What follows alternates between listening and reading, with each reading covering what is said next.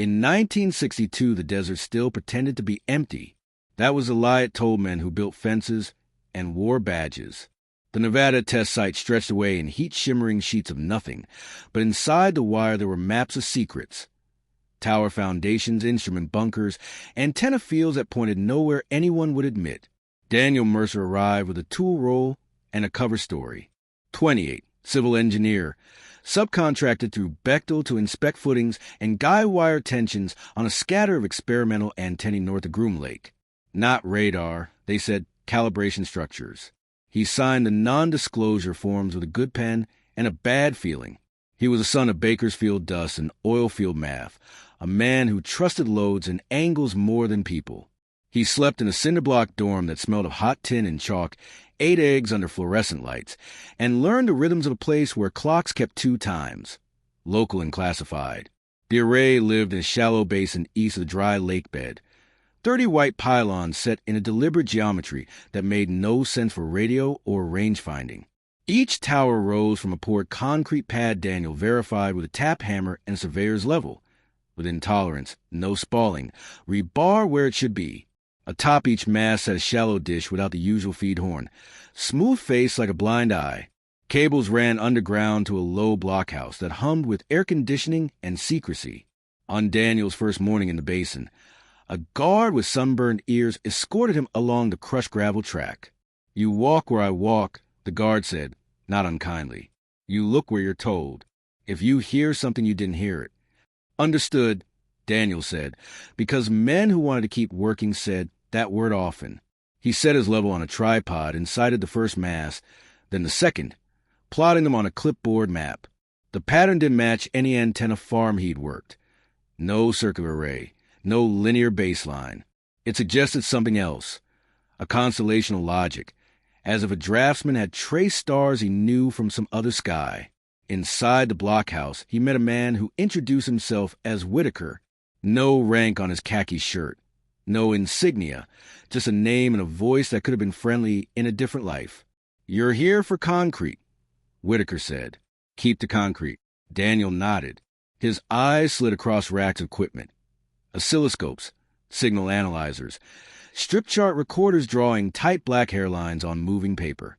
A technician in a white short-sleeved shirt watched a meter that sat pegged at 0. Over the hum of air and fans, Daniel heard a lower sound, almost below hearing, a throb that wasn't mechanical, more like the room remembering thunder. "A lot of gear for calibration," Daniel said, because he was younger than his caution. Whitaker's smile didn't move his eyes. "We calibrate a lot." Daniel spent the afternoon with wrenches and plumb bobs, logging frost heave that didn't exist and hairline cracks that did. The sun made a hot coin of the sky. The pylons cast meager shadows. When the wind came up, it carried the smell of cordite from a far-off range and something sharper, like burned sugar. At dusk, the basin changed. The heat bled off the concrete. The earth exhaled. Lights clicked on along the blockhouse roofline, amber and low. Whitaker reappeared at the door with a clipboard. "We run after dark," he said. "Fewer birds, less ionosphere clutter." "Run what?" "Calibration." They took their places by courtesy, Whitaker and the technicians inside, Daniel outside with his level in the near dark, as if angles mattered to what was about to happen. A buzzer sounded. The blind dishes woke. They didn't transmit. They listened. Daniel felt in his teeth before he saw a thing, a pressure, as if the air grew a spine. The strip charts inside began to scribble frantic lines. The meter that had slept at 0 twitched, then rose like a tide. The first light came low on the eastern horizon, not a star, not a plane. A bead of pale blue burning against the violet desert. It did not move the way aircraft move. It arrived one place, then another, without traveling the distance between. Daniel's first thought was distant ordnance. His second thought took the shape of memory he did not own. Azimuth 137. A tech call from the doorway, voice too steady to be comfortable. Elevation 19. Signal locks at 47 kilohertz. No carrier. No carrier, Whitaker repeated, as if the words could domesticate the fact. The light brightened. The blind dishes along the rim of the basin pivoted together, not quite in unison. The way birds correct in a flock.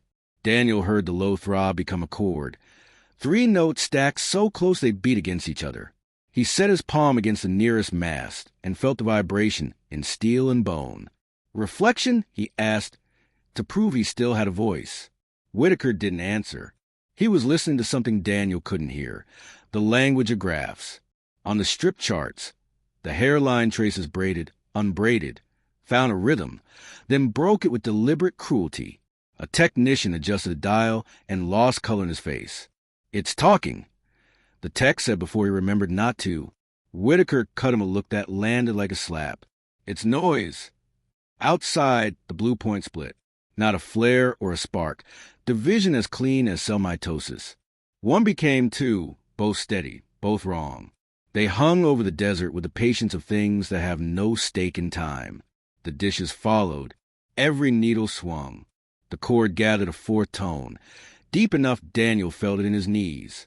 He found himself whispering, God knows to whom. "Where's it coming from?" "Up," the guard said, voice near his shoulder, surprising him.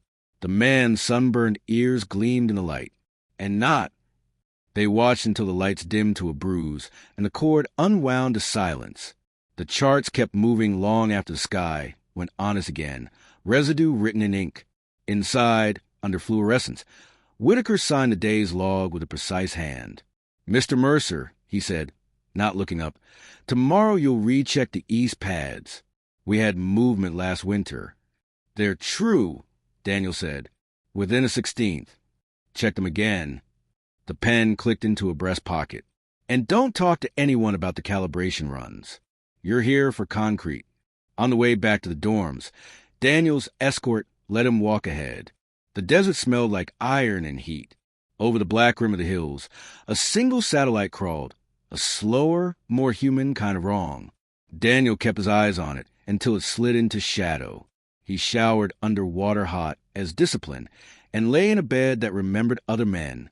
The dorm laughed and coughed and went quiet in turns. He stared at the ceiling and thought about loads and angles and the way the dishes had turned without being told where to look. Somewhere beyond the wire, thunder muttered in a sky without clouds. He slept, and in his sleep his hands moved across controls he had never learned, answering to a rhythm he did not believe yet. In the morning, he would bring a level and a tape measure back to the basin and pretend that was enough. Daniel Mercer had been trained to trust his instruments. A level told the truth, a tape measure didn't lie, and concrete either held its load or it didn't. That was the comfort of engineering. Numbers without opinion. But by the 3rd day at Groom, he saw that truth had a habit of being corrected. He turned in his inspection sheets at the end of each shift, neat columns of figures, notes on frost heave and spalling. When he passed through the blockhouse the next morning, the same sheets lay on a clipboard by the sign-out desk. The handwriting was his. The numbers were not. Angles rounded, tolerances shifted, cracks noted as thermal surface only. Someone had taken his work and trimmed it into obedience. Daniel tapped the page. "That's not what I wrote." The clerk, a woman with dark hair pinned in a severe twist, didn't look up. "That's what it says now." That night, the array ran again. The dishes pivoted to their unnatural geometry, listening to a sky that never asked to be heard. Daniel lingered outside, pretending to check plumb lines. A younger technician, barely out of college, freckles ghosting across his nose, came out for a smoke. He cupped a match against the desert wind, face hollow in the light. "You know what we're doing out here?" he asked, exhaling smoke that glowed faint blue in the dish light. "Calibration," Daniel said, with the kind of dryness that dared answer. The kid smiled without humor. "That's the lie. We're bait." Daniel frowned. "Bait for what?" The tech tapped Ash onto the gravel. "Whatever listens back." Before Daniel could press, the door creaked open and Whitaker appeared, silhouette against fluorescent glare. The kid stubbed the cigarette too fast, dropped it, and walked inside without another word. The dormitory was quieter than usual when Daniel returned. Bunks that had been filled 2 nights ago were stripped bare, mattresses rolled, men gone without farewells. No one spoke about it. The laughter that usually rose after lights out, poker games, desert jokes, was absent. Daniel lay on his cot, staring at the ceiling. Somewhere in the basin the dishes still hummed, feeding the blockhouse with its secret rhythm. He thought of the kid's words. Bait. In Bakersfield, bait meant worms on hooks, lures in water. Something offered up so something else would bite. Out here, under a sky that sometimes doubled itself in blue fire, he wasn't sure which part he was playing, the fisherman or the worm. On the fourth night, the desert held its breath. It was not silence in the ordinary sense, not the hush of wind dying or the pause between coyote cries. It was larger, heavier, the kind of silence that feels manufactured, imposed. The air itself seemed reluctant to move, as though it knew what was coming and did not wish to interfere.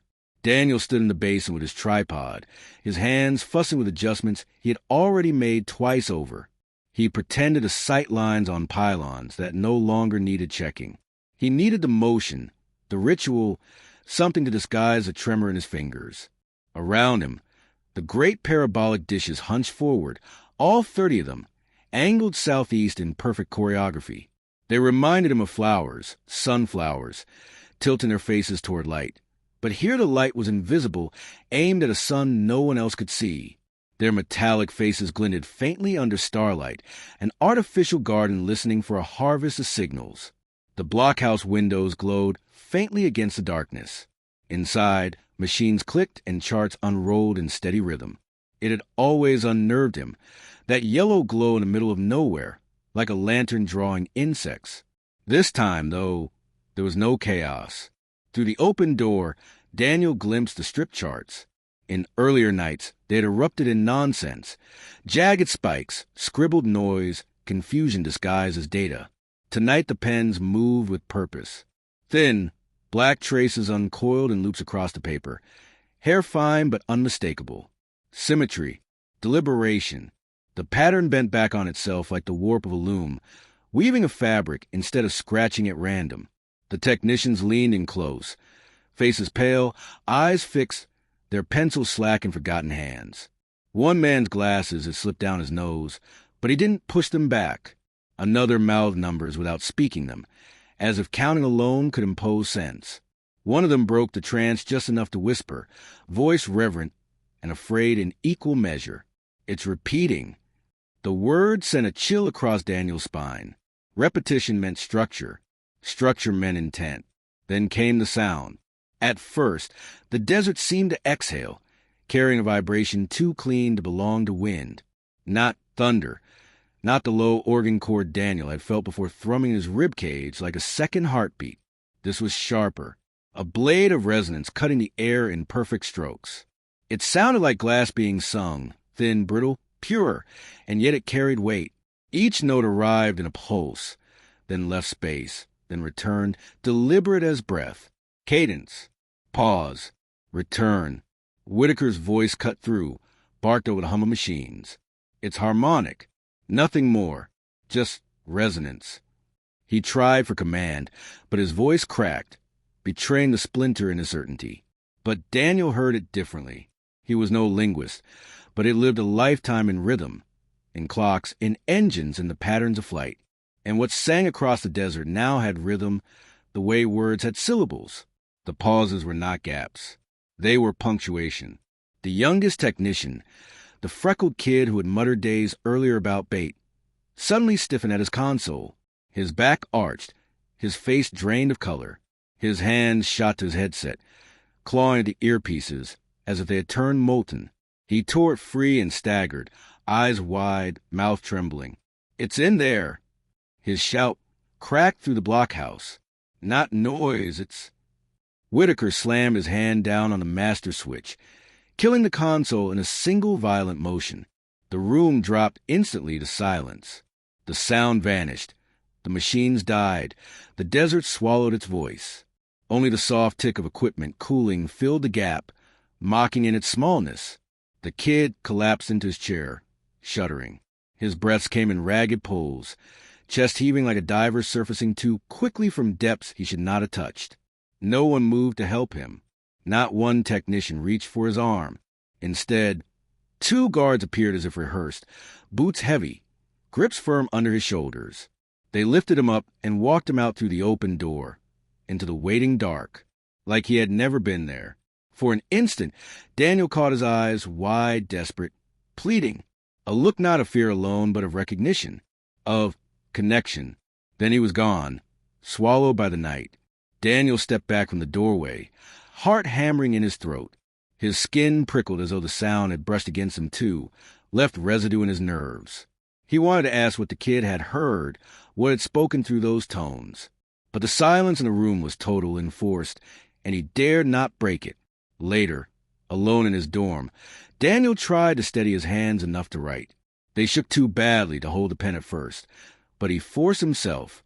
The notebook lay open on the narrow desk, pages crowded with earlier guesses, calibration errors, solar activity, theories that already felt like fossils. He scrawled anyway, ink blotching, words uneven. Not calibration. Not bait. They're listening for language. And someone is starting to answer. He stared at the page until his vision blurred, the words swimming, as if the notebook itself had begun to pulse with that same alien rhythm. He pressed the pen into the paper again, but his hand froze. The air in the dorm was too quiet, too heavy, as though silence had learned to breathe. And in that silence, Daniel understood. The desert was no longer listening outward. It was listening inward, and the answer had already begun. The next morning, Daniel rose before dawn, restless, eyes gritty from broken sleep. He forced himself into the mess hall early, tray clattering against the metal rail, scanning faces with desperate precision. He told himself he wasn't looking, just checking, just curious, but his gaze betrayed him, hunting for freckles, for the nervous grin of youth, for the technician who had screamed the truth that none of them dared repeat. But the boy was gone. The bunk in Section B stood stripped bare, mattress rolled, and propped against the wall like it had never been slept in. The pillow was missing, the blanket gone. His locker door hung open, hollow and waiting. Not even a dent left behind to prove ownership. In the cafeteria line, the slot where his tray usually rested remained empty. Men filed past without hesitation, as though the rhythm had never been interrupted. No whispers, no concern, no mention of absence. Just absence itself, invisible and absolute. Daniel, stomach tight, carried his tray to the sign-in desk. The clerk, a woman with horn-rimmed glasses and a face as closed as a desert sky, scribbled her pencil across the logbook, ticking off names. The young technician. Daniel said carefully, leaning closer, "From Section B. He collapsed 2 nights ago. Is he in medical? Sick report." The woman looked up, expression unchanging, eyes flat as if she had been trained for this moment. "We don't have anyone by that description." Her pencil never paused. Daniel's pulse kicked hard. "You had him yesterday." His voice cracked. "I saw him." She closed the logbook with sharp snap, the sound louder than it should have been. "You're mistaken, Mr. Mercer." The finality of her tone left no room for protest. And worse, the way she said his name, as if reminding him he had won, while the boy no longer did. That night, the desert woke again. Daniel stood outside the blockhouse, tripod in hand, pretending to sight angles against pylons long verified, the air brittle against the skin. But he didn't need the equipment anymore. He didn't need to press an ear to the blockhouse wall or hover near the consoles. The sound reached him directly, alive in the open night. It wasn't thunder. It wasn't mechanical interference. The pulses were too sharp, too pure. They cut the desert air like blades. Pulse pause, pulse pause. He felt them under his ribs, carried in his blood, rhythm too precise to ignore. The others walked past him, faces set in deliberate masks, but he saw it in them too. The stiffness of posture, the way their eyes twitched eastward. They heard it and pretended not to. Daniel carried the cadence back to the dormitory with him. Lying on his cot, springs groaning under his weight, he pressed his palms tight over his ears. It didn't matter. The rhythm lived under the skin now, a throb that spread through muscle and marrow, repeating inside the skull. When sleep finally took him, the pulses followed into the dream. He saw the desert sky opening like a book, and across its pages moved blue-white lights, gliding, not flying, arriving. Each flare of brilliance was not random but deliberate, syllables in a sentence that hovered just out of reach. He woke with sweat on his neck, and the certainty that language itself was being written across the stars. 2 nights later, unable to choke the questions any longer, Daniel cornered Whitaker outside the blockhouse. The desert air was cold, but Whitaker's khaki shirt clung damp to his back. His tie hung loose, his clipboard pressed too tight against his chest. His pupils were wide, too wide, reflecting more of the floodlights than they should have. "What happened to the kid?" Daniel demanded. His voice was low but sharp, slicing through the hum of generators. "Where is he?" Whitaker didn't meet his eyes. He shifted the clipboard, jaw grinding, gaze fixed on the sand. "No kid. Don't lie to me." Daniel stepped closer. His throat felt raw. "I saw him. I heard him. He heard something." Whitaker's jaw tightened, the cords of muscle in his neck twitching. For a long moment, he said nothing, the desert wind filling the gap. Then finally, almost against his will, he spoke. "There are no civilians here, Mercer. Not really. We're all instruments." The word struck colder than denial. Instruments. Not men, not minds, not witnesses, just tools played by unseen hands. Daniel studied him in the glow of the floodlights. He saw the tremor in Whitaker's fingers, the way his gaze flicked eastward, unbidden, toward the dishes as though they exerted gravity on his eyes. "You hear it, too," Daniel said softly. It was not a question. Whitaker didn't answer, but his silence was answer enough. The desert pulsed again, faint, insistent, like a heartbeat too far away to touch yet close enough to shape breath. And Daniel knew, with a certainty that knotted his gut, that whatever had been reaching through those signals was no longer waiting to be found. It had already found them. Daniel bought a cheap pocket notebook from the commissary, the kind with flimsy cardboard covers and thin paper that bled ink if you pressed too hard. It wasn't meant for equations or navigation logs, not the serious record-keeping that engineers carried. But Daniel had no use for tidy tables or diagrams anymore. What he needed was something raw, something he could scar with marks, lines, dots, scratches, the only language left to him to trap the rhythm that stalked him wherever he went. At night, after the lights snapped out and the dormitory settled into its artificial hush, Daniel would lie rigid on his bunk. His pencil tapped faintly against the page, the sound small but insistent, sinking to the cadence that pressed endlessly inside his skull. Sometimes it came steady, like a soldier's march. 3 beats, a pause, then 3 again, neat and mechanical. Other nights it shifted into strange sequences. 5 quick strikes, then 2 hesitant ones, followed by a long-drawn silence that stretched so far Daniel thought had abandoned him until it returned to the comfortless 3. But the strangest part wasn't the shifting pattern. It was a reply. One evening, exhausted and reckless, he scrawled 3 blunt dashes across the paper. Just a test of madness. He sat frozen, waiting. In the stillness that followed, his chest clenched as a throb and his skull echoed 3 clean pulses.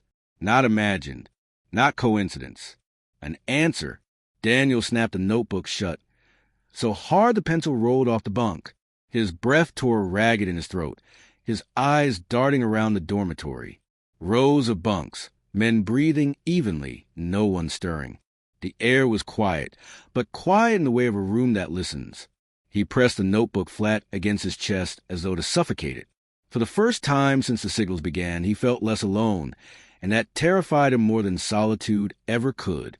The next night, as the dishes came alive in the basin, the desert felt taut, stretched like a drumhead. Daniel stood with his tripod, the weight of the steel mass biting into his palms, and placed his free hand against his wrist. His pulse beat there, warm, human, steady, for several long minutes. He clung to that private rhythm, telling himself it was proof of separation. But gradually, the separation eroded. The low thrum of the array crept into him, subtle at first, then inescapable. His heartbeat slowed, lengthened, adjusted itself to the cadence that pressed against the night. Every contraction, every pause, fell into lockstep with the external rhythm. It wasn't forced. It wasn't violent. It was worse than that. It was natural, seamless.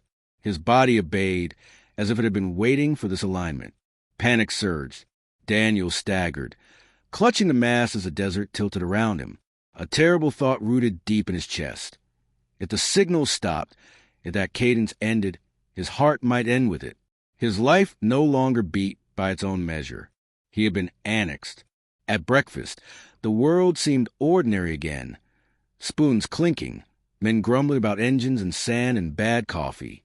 Daniel sat across from a heavy-set maintenance man he had shared small talk with before, the kind of man who smelled of grease and desert sweat, who once complained about busted trucks like any normal worker.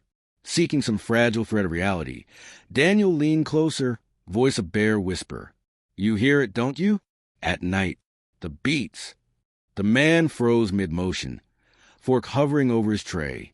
For a moment his eyes widened, naked with recognition.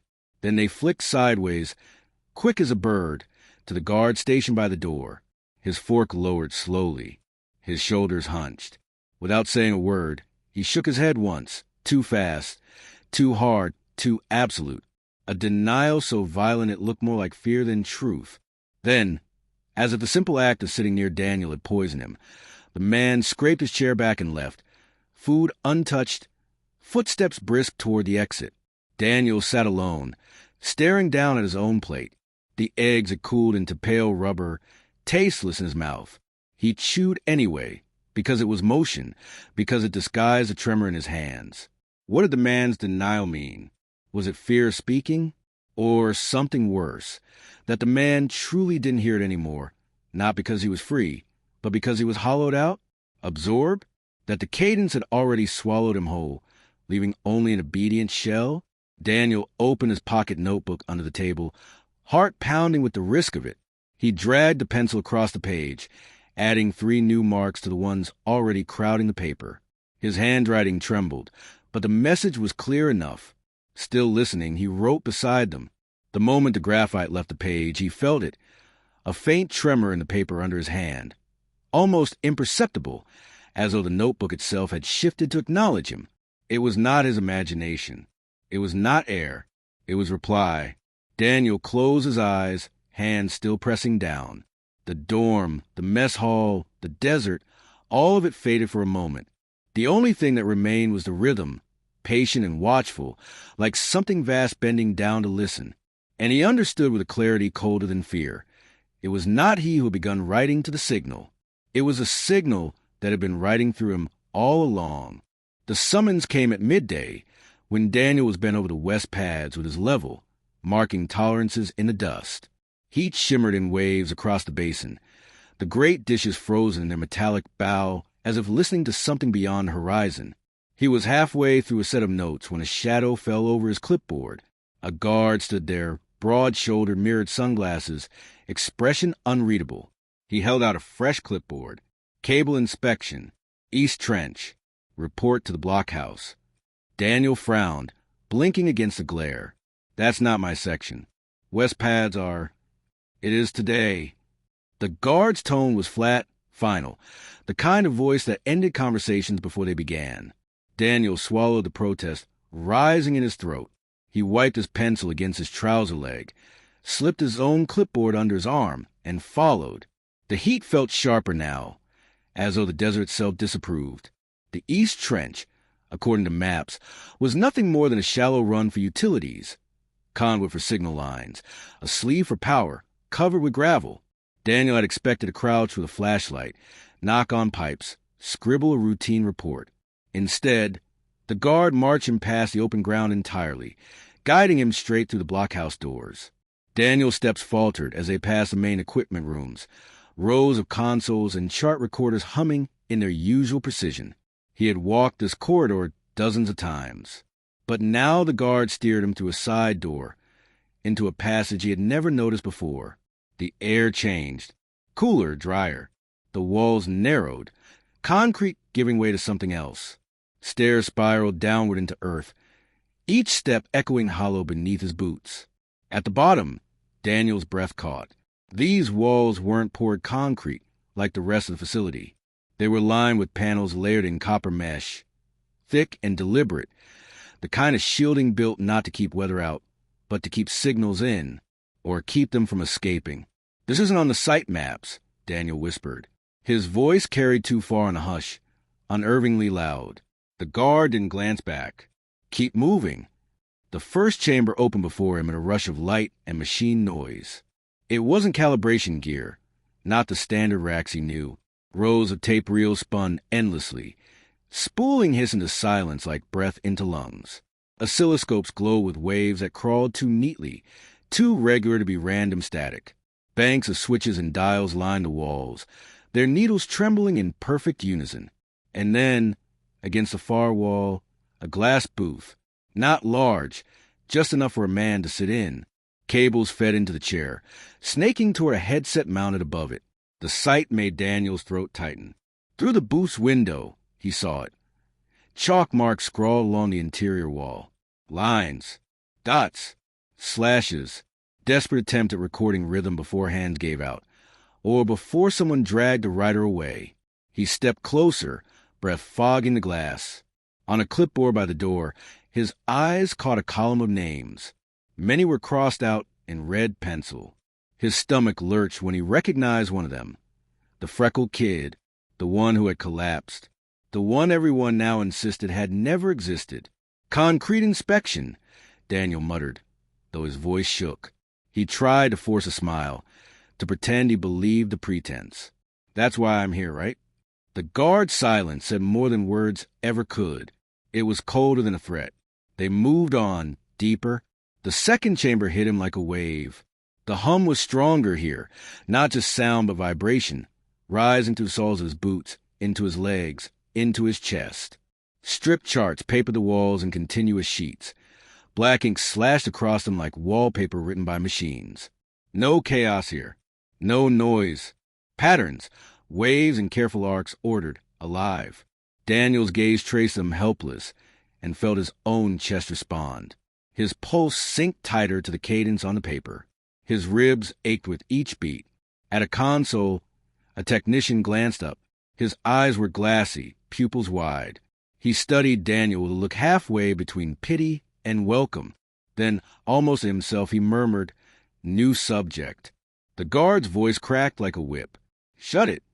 He shoved Daniel toward the stairs, away from the chamber, away from the sight of ink that felt like it was already being written into his blood. Back in the desert light, Daniel staggered, gasping air as though he had surfaced too quickly from deep water. The brightness blinded him. The silence burned. His hands shook too violently to steady his level. He pressed his knuckles to his mouth to stop them from trembling. They aren't just listening, he thought, chest still vibrating. They're conducting. And we, every one of us, are the instruments. The dishes loomed above, angled like flowers to a hidden sun, listening. But Daniel knew now the real sound wasn't reaching outward at all. It was reaching inward, and it was already playing them. The signal followed Daniel now, a parasite threaded into the seams of his life, refusing to stay contained within the perimeter fence. Even on Sundays, when workers were permitted brief reprieves in the recreation hall, he could not escape it. The others tried to distract themselves with a phonograph, its needle crackling across records warped by desert heat. To them, it was music. To Daniel, it was camouflage. Beneath the hiss of vinyl, beneath the brassy swing of trumpets, he heard it. A low cadence, patient and precise, hiding under every note. During card games, he felt it between shuffles, the soft slap of paper echoing a rhythm not their own. It made him clench his jaw, grind his teeth, his body responding before his mind could deny it. The laughter of men rang hollow, as if layered over a deeper score that only he could perceive. At night it invaded his sleep without mercy. His dreams filled with skies stretched too wide, constellations twisted into impossible alignments. Stars pulsed in unison, blue-white, a geometry written across the heavens. Each beat tugged at his chest, timed his own heartbeat, until he woke drenched in sweat and gripping the mattress as if to keep from floating away. The dormitory was dark, but he knew he was not alone. The rhythm lay waiting, steady, inside him. The pocket notebook became his only defense and his worst enemy, a battlefield between what he chose to write and what was written through him. He would open it some mornings to find marks already drawn, lines, dots, entire sequences penned in his own hand, though he remembered no such effort. Some pages resembled Morse, jagged and hurried. Others looked like bars of music, staff lines sprouting notes in unfamiliar keys. Once he discovered an entire spread filled edge to edge with the same figure, a lattice of intersecting diamonds, over and over, as if obsession had replaced reason. He didn't know whether to burn the notebook or guard it as sacred. One night, after what had been described as a routine inspection of cables, the routine shifted. 2 guards appeared wordlessly at his side, their faces blank under mirrored sunglasses even in the dark. They did not take him to pads. They did not hand him a level or clipboard. Instead, their heavy steps carried him down the familiar blockhouse stairs, deeper into the shielded corridor where copper mesh lined the walls like a cage. Daniel's throat tightened with each descent. He already knew where they were taking him. Whitaker was waiting at the bottom, clipboard tucked beneath one arm. His face looked carved by sleepless nights, cheeks hollow, eyes ringed with exhaustion. Yet his voice came out even, stripped of all warmth. "Mercer," he said, as though Daniel had volunteered. "We like a baseline, just a brief run." Daniel's gaze drifted past him to the booth. The glass chamber gleamed under fluorescent light, a single chair inside, cables spilling from the ceiling like roots feeding into the headset mounted on its rest. His stomach lurched. "I'm an engineer," Daniel said, his voice harsh in the silence. "Not a subject." Whitaker's eyes flicked toward the guards, an unspoken reminder of Choice's illusion. Then back. His voice softened, though not with kindness. "Everyone here is both." Inside the booth, the air was different, metallic, dry as static. It clung to his skin, left a taste of copper on his tongue. He lowered himself onto the chair as if sitting in judgment. The technician outside adjusted dials without looking at him, his pencil tapping nervously against the console. The headset slid over Daniel's ears with a muffled thump. At first there was nothing. Then came the silence, not absence of sound, but silence so deep it became substance, pressing down like weight. He felt it in his chest, in his teeth. His breath grew shallow, his pulse loud in his ears. And then the rhythm began. It did not enter through his ears alone. It came through bone, through marrow, threading itself into his nerves. It timed itself with his breathing, slowed the twitch of his eyelids, coaxed his pulse into lockstep. The more he tried to resist, gripping the armrest until his knuckles whitened, the deeper the rhythm burrowed. It shifted, not repetition, structure, a phrase and another, breaking and returning, bending like questions and replies. His resistance wavered. Somewhere inside his skull, images formed, angles folding into shapes, shapes flowering into vast architectures, blue-white, ordered and infinite. He felt not invaded but instructed, not conquered but taught. And the most terrifying part was that it felt natural, as though his mind had always been waiting for this language. With a ragged cry, he tore the headset off. His chest heaved, lungs dragging at the thin metallic air. His heart hammered too loud, too fast, desperate to prove it was still his own. Through the glass, Whitaker watched, face unreadable. Only the faint twitch at his jaw betrayed recognition. The technician scribbled furiously on a pad, recording not Daniel's words. He had spoken none, but his silence, his gasps, the tremors of his hands. Daniel staggered to his feet, sweat chilling his spine, and he realized with certainty colder than the concrete around him. This was never about dishes or concrete or antennas, never about calibrations or tolerances. They weren't measuring the signal. They were measuring him, and he had given them more than numbers. He had given them access. Daniel woke before reveille, heart already locked at cadence. It didn't rise slowly from sleep like any ordinary morning. It came fully formed, hammering in his chest in time with a rhythm that wasn't his. He sat upright on his bunk, sweat cooling along his spine, and reached for a pocket notebook lying open across his knees. The pages made his breath catch. These were not his marks. His handwriting had always been uneven, mechanical notes scrawled in tired pencil strokes, impatient calculations, the shorthand of an engineer. But the latest pages were different, too precise, too architectural. Thin black lines nested in spirals, arcs folding themselves into lattices, grids layered on top of one another with impossible symmetry. Some spirals coiled so tightly they looked alive, pulling his vision inward. Others spread outward in geometric flowers that suggested dimensions the paper shouldn't be able to hold. The strangest part was how they felt. He traced one of the spirals with a fingertip, slowly, cautiously. Vertigo struck him like a blow. The flat page seemed to buckle downward, a well without bottom. He pulled his hand back sharply, his pulse spiking, but the sense of falling lingered in his gut. At breakfast, Daniel tried to act normal. Tray clattering onto the table beside a mechanic he vaguely knew, a stocky man with a scar across his temple. The mess hall buzzed with idle chatter, the scrape of chairs, the smell of powdered eggs. For a moment, Daniel managed to pretend. Then the mechanic dropped his fork. Before the metal even struck the edge of the tray, Daniel's body had already moved. He leaned down, hand snapping forward, catching it inches above the ground. Smooth, effortless, like choreography rehearsed 1,000 times. The mechanic blinked at him, bewildered. "How'd you know?" Daniel froze, fork trembling in his grip. He hadn't known, not in any way that belonged to him. His body had obeyed something larger, a timing not his own. He set the fork back on the tray, without speaking, stomach twisting. That night the dishes turned as usual. 30 enormous bowls tilted in perfect synchronization, blind eyes swiveling toward the stars. The desert air was sharp and brittle, the kind of cold that makes sound travel too far. Daniel stood at the base of the pylon, notebook clutched against his ribs, staring upward with the others. But the hum was wrong. It wasn't the thin, high-pitched keening he had come to expect, the resonance that always seemed to come from above. Tonight it was deeper, thicker.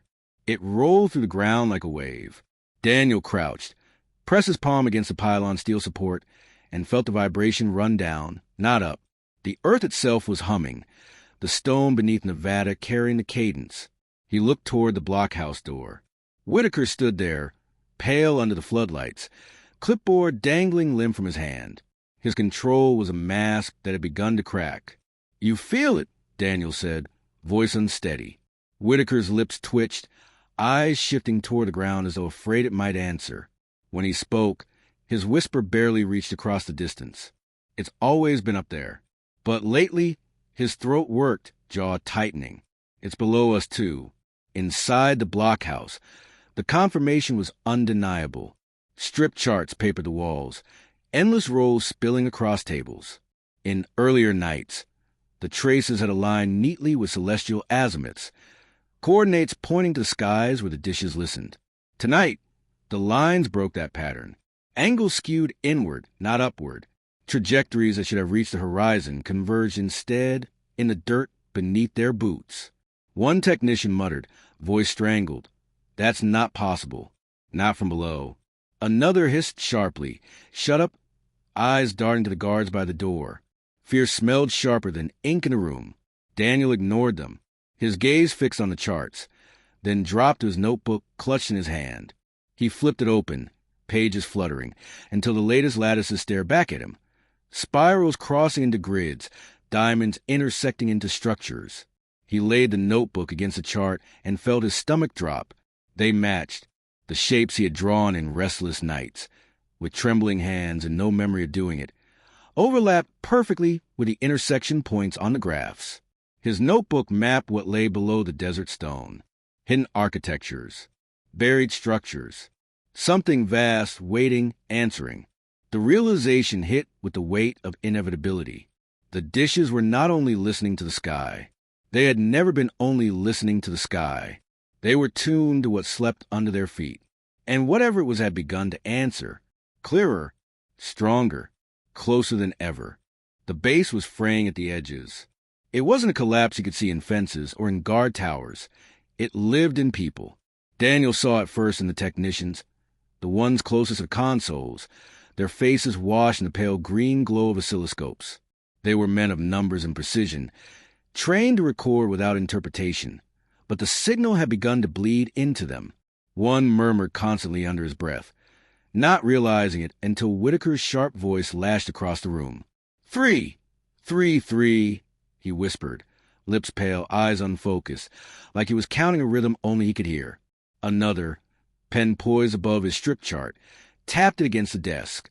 Not nervous tapping, not random fidgeting, but exact repetition, measure for measure, the same rhythm Daniel felt hammering in his chest. Tap, pause, tap, tap, pause. Relentless, mechanical, as if the man had become an extension of the cadence. Even the guards were not untouched. Daniel had thought their mirrored sunglasses and blank stares made them immune. But one night in the mess, after 2 cups of thick coffee, a young corporal leaned across the table. His voice was hoarse, shaking. "I've seen it," he whispered, eyes darting. "Down there, corridors in the rock. They call." His pupils quivered, wet with fear, as if just speaking the words had broken something inside him.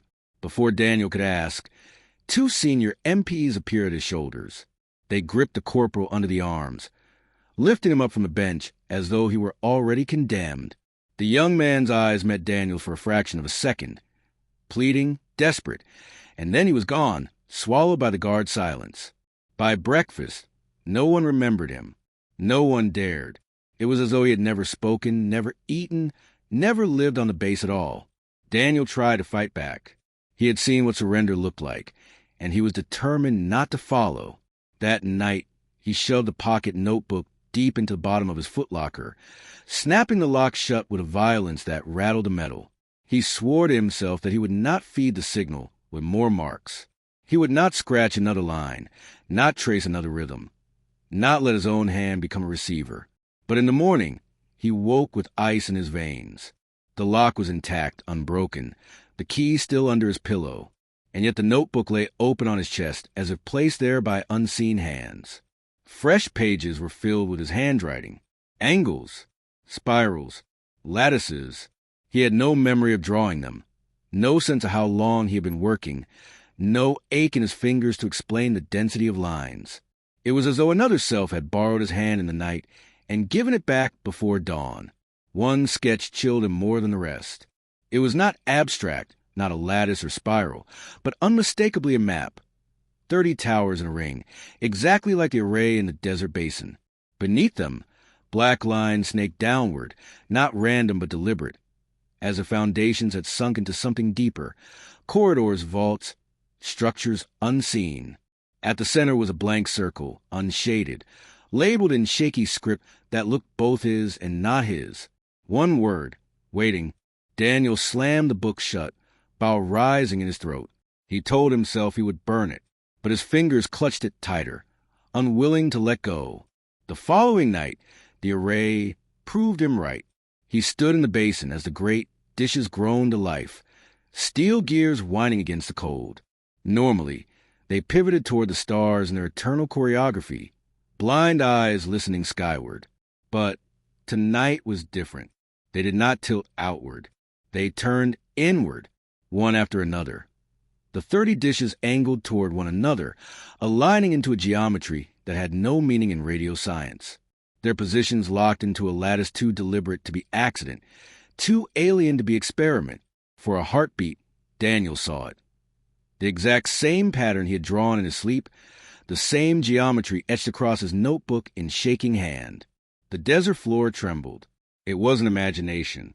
The concrete pads shuddered, thin lines of dust lifting into the night air. The vibration no longer hummed in his bones. It shook the world itself.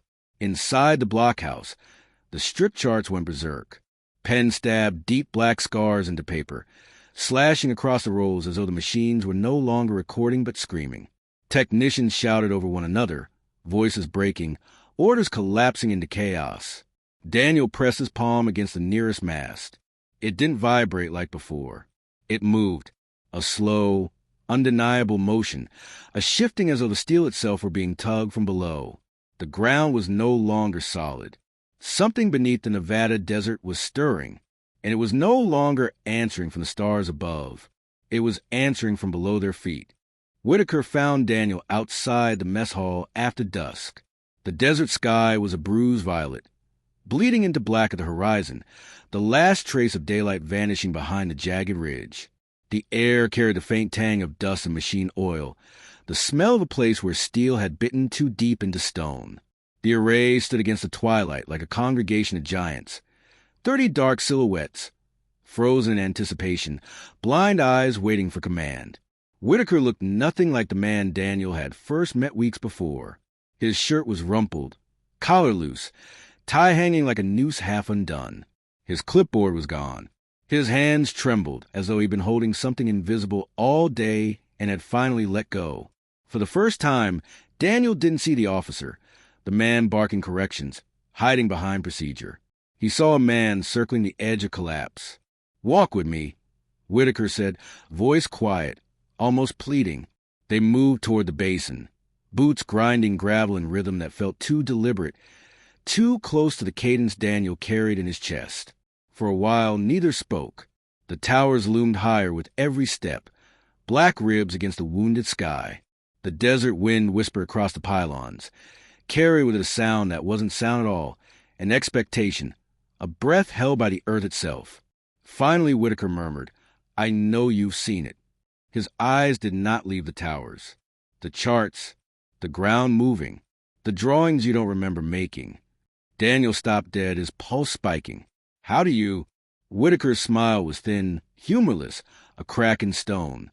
"You're not the first," he said simply. He led Daniel past the familiar blockhouse door, but not into control room with its humming consoles and restless technicians. Instead, down a narrow corridor at the back, the walls closed, the air stale with paper and dust.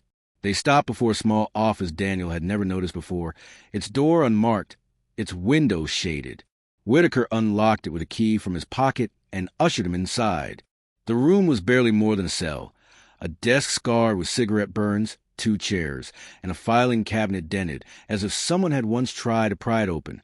Whitaker shut the door behind them, then moved to the window and lowered the blinds with deliberate care, each slat snapping closed like the teeth of a trap. From a bottom drawer of the desk, he pulled a folded bundle of papers. The edges were frayed, the creases white from years of being opened and closed. He spread them across the desk, smoothing them with hands that shook.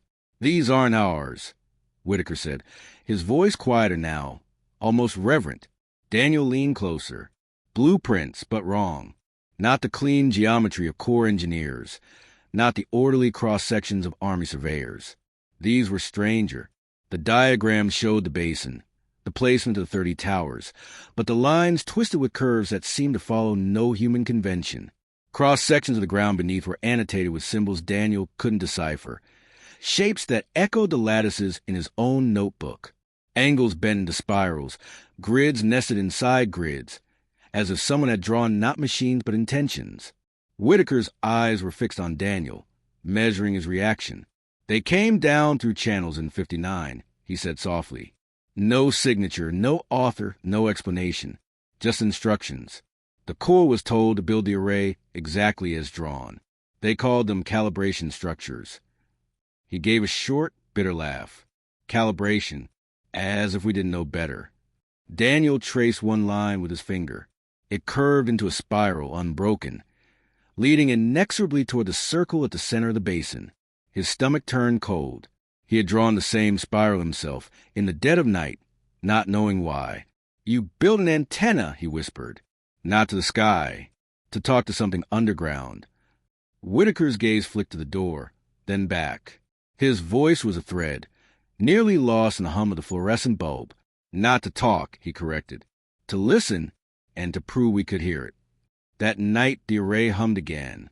The dormitory shook faintly with a vibration, walls creaking, bunk frames ticking in time.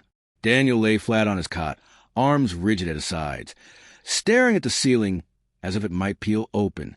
His heart beat too fast, too loud, but not his own rhythm anymore. The cadence had deepened, taken on shape. This time it wasn't abstract. The pulses threaded themselves into thought, bending the rhythm into syllables, syllables into words. Not quite sound, not quite language, yet his mind caught them, reshaped them, understood them as though they had always been waiting inside him. "We are here." Daniel shot upright, lungs straining, sweat slick on his skin. His chest heaved, his vision swam.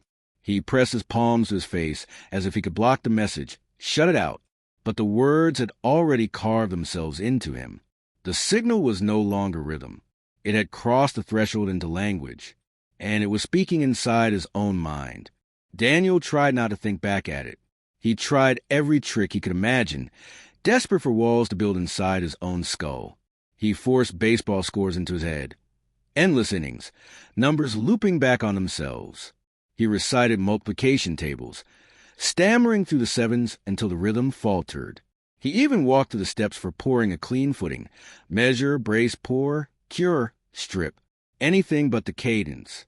Anything but the pull. But thought itself was porous.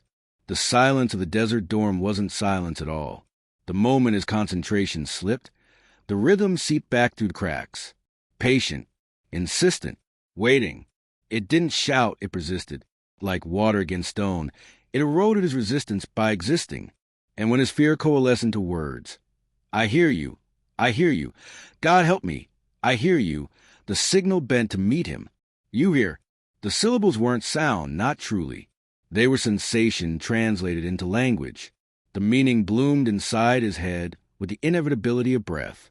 Daniel's pencil snapped in his hand, lead cracking with splintering. He stared at the broken stub in his fingers and realized he had gripped hard enough to draw blood. He stopped bringing the notebook to the basin. He told himself that the book stayed locked away. Then the drawings would stop, the spirals would end, the words would lose their channel.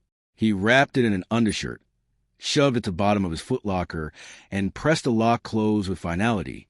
But it didn't matter. Each morning, the notebook was waiting, always on his chest or at his side when he woke, its pages freshly filled.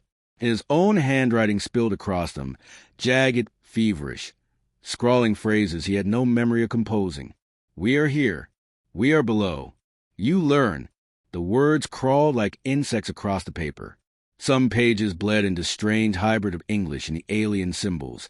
Spirals nested with lattices, the human letters fracturing until they resembled the same indecipherable geometry from the strip charts. One morning he turned a page and froze. There, written again and again, was the freckled kid's name.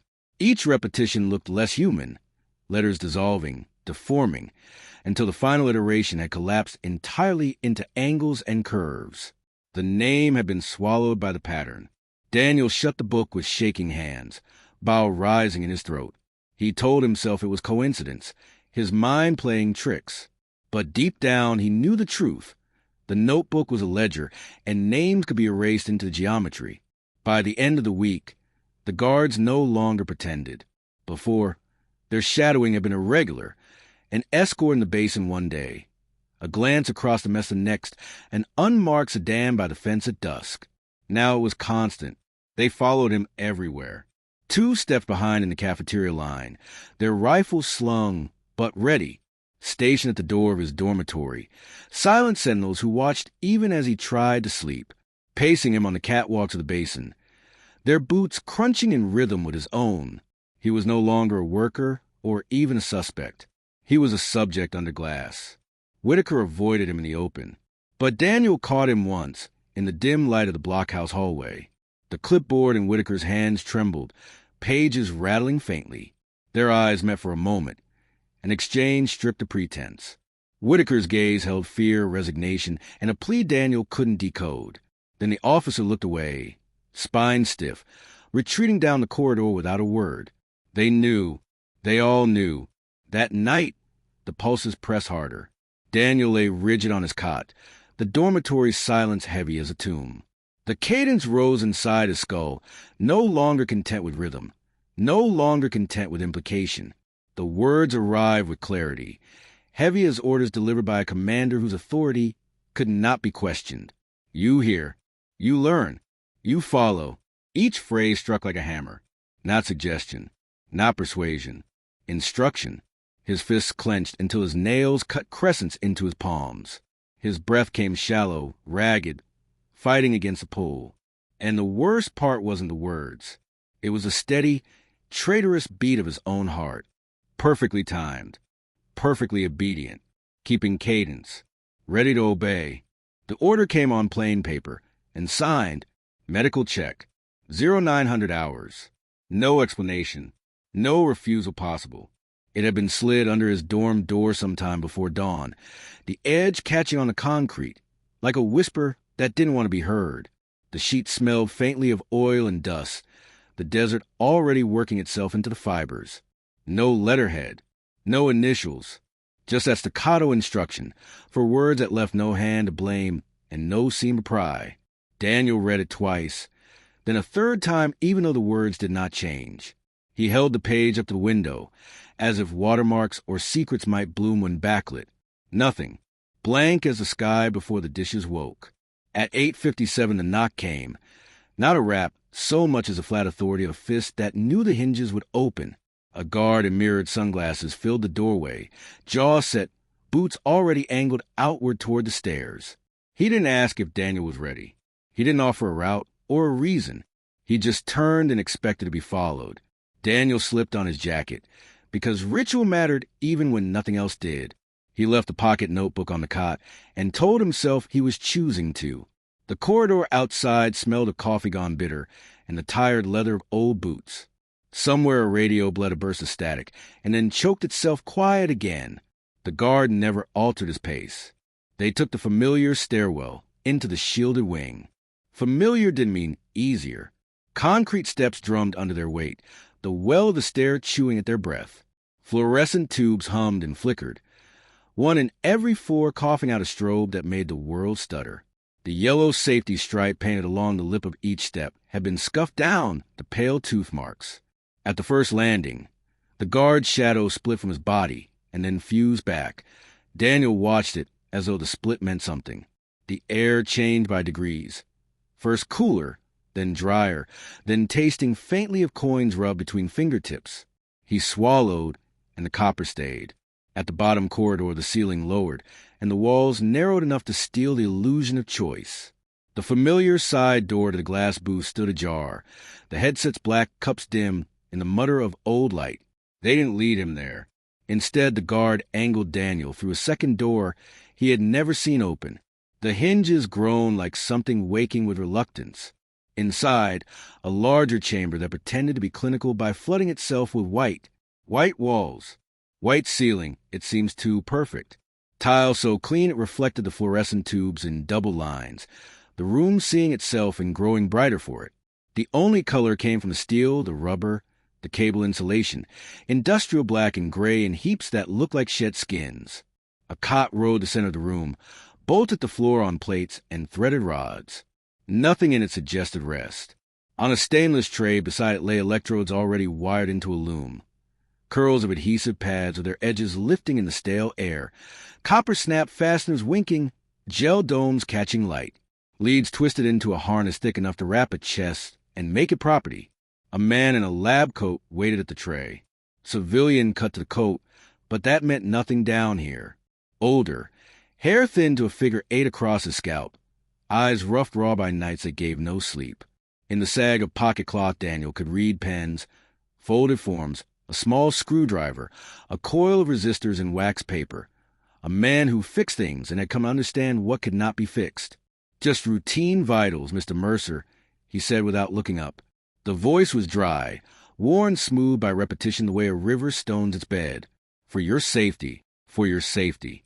The same phrase they use for fences and curfews and shutting equipment down when a man had gone too long without forgetting. Words soft enough to bruise. Daniel sat on the cot like accepting a sentence. The mattress whispered plastic against his jacket. He unbuttoned, rolled sleeves with careful fingers. He did not lie back. He gave him his wrists first because it was easier to pretend the rest was a negotiation. The technician's hand shook, not a tremor of age, but of something spent and not returned. The adhesive pads peeled with a wet hiss. Chemicals pinched cold at his skin. One lead found sternum, another the lower ribs. 2 kissed his temples with geometries in different mouth. A final pair cuffed his wrists and made him inventory. The wires tugged when he breathed, reminding him that he was now part of the circuit.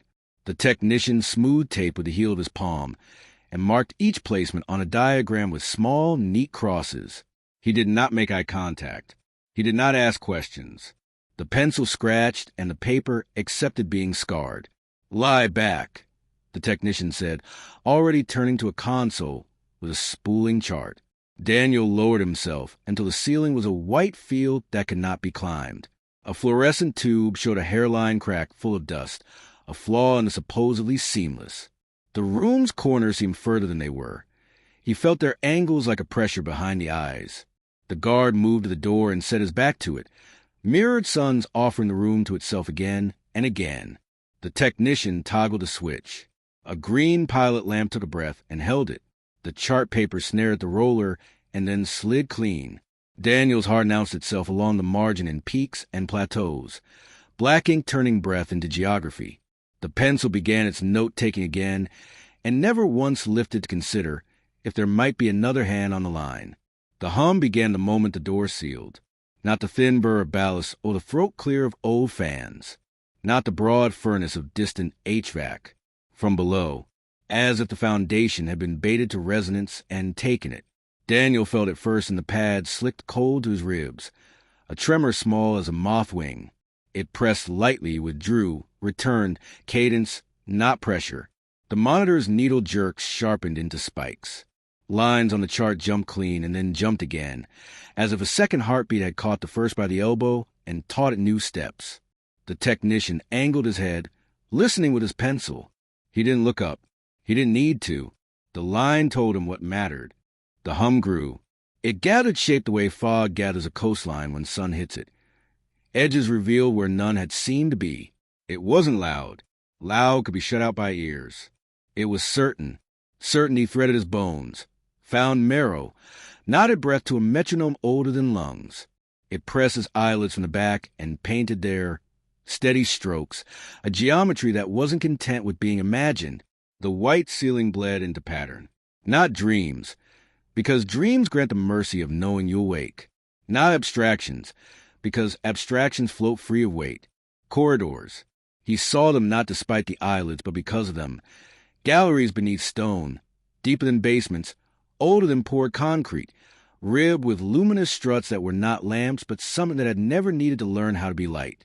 The ribs arced at intervals that satisfied the part him, that measured.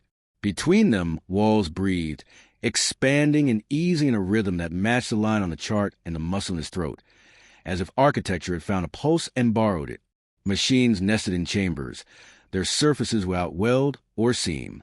Not built but grown, the way frost grows trees of ice on glass, the way honeycomb grows rooms from the insistence of hexagon. Geometry folded into itself until the fold was a machine, and the machine was a room, and the room was a corridor, and the corridor was the idea of a descent. The air there, if air glowed, liquid fire, not burning, not consuming, but bathing angles until they confessed width and height, and a third thing he could not name. The silence lived. It was not the absence of noise. It was the presence of another kind of sound, one too large to fit in ears, one content to exist through chest and nerve and the damp prism behind each eye. He knew direction in that place without knowing how. Down was toward the center the spiral Whitaker had unfolded on the desk.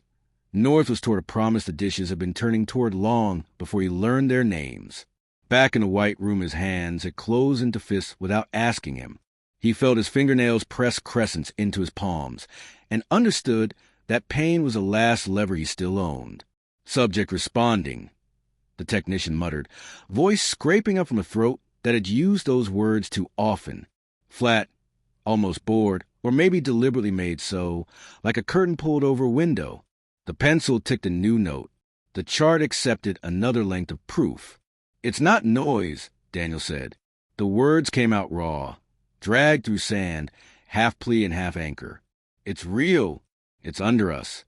For the first time, the pencil paused. It hovered, a needle deciding whether to drop into groove or leap. The man did not deny it. He didn't lift his head. He didn't write agreement either.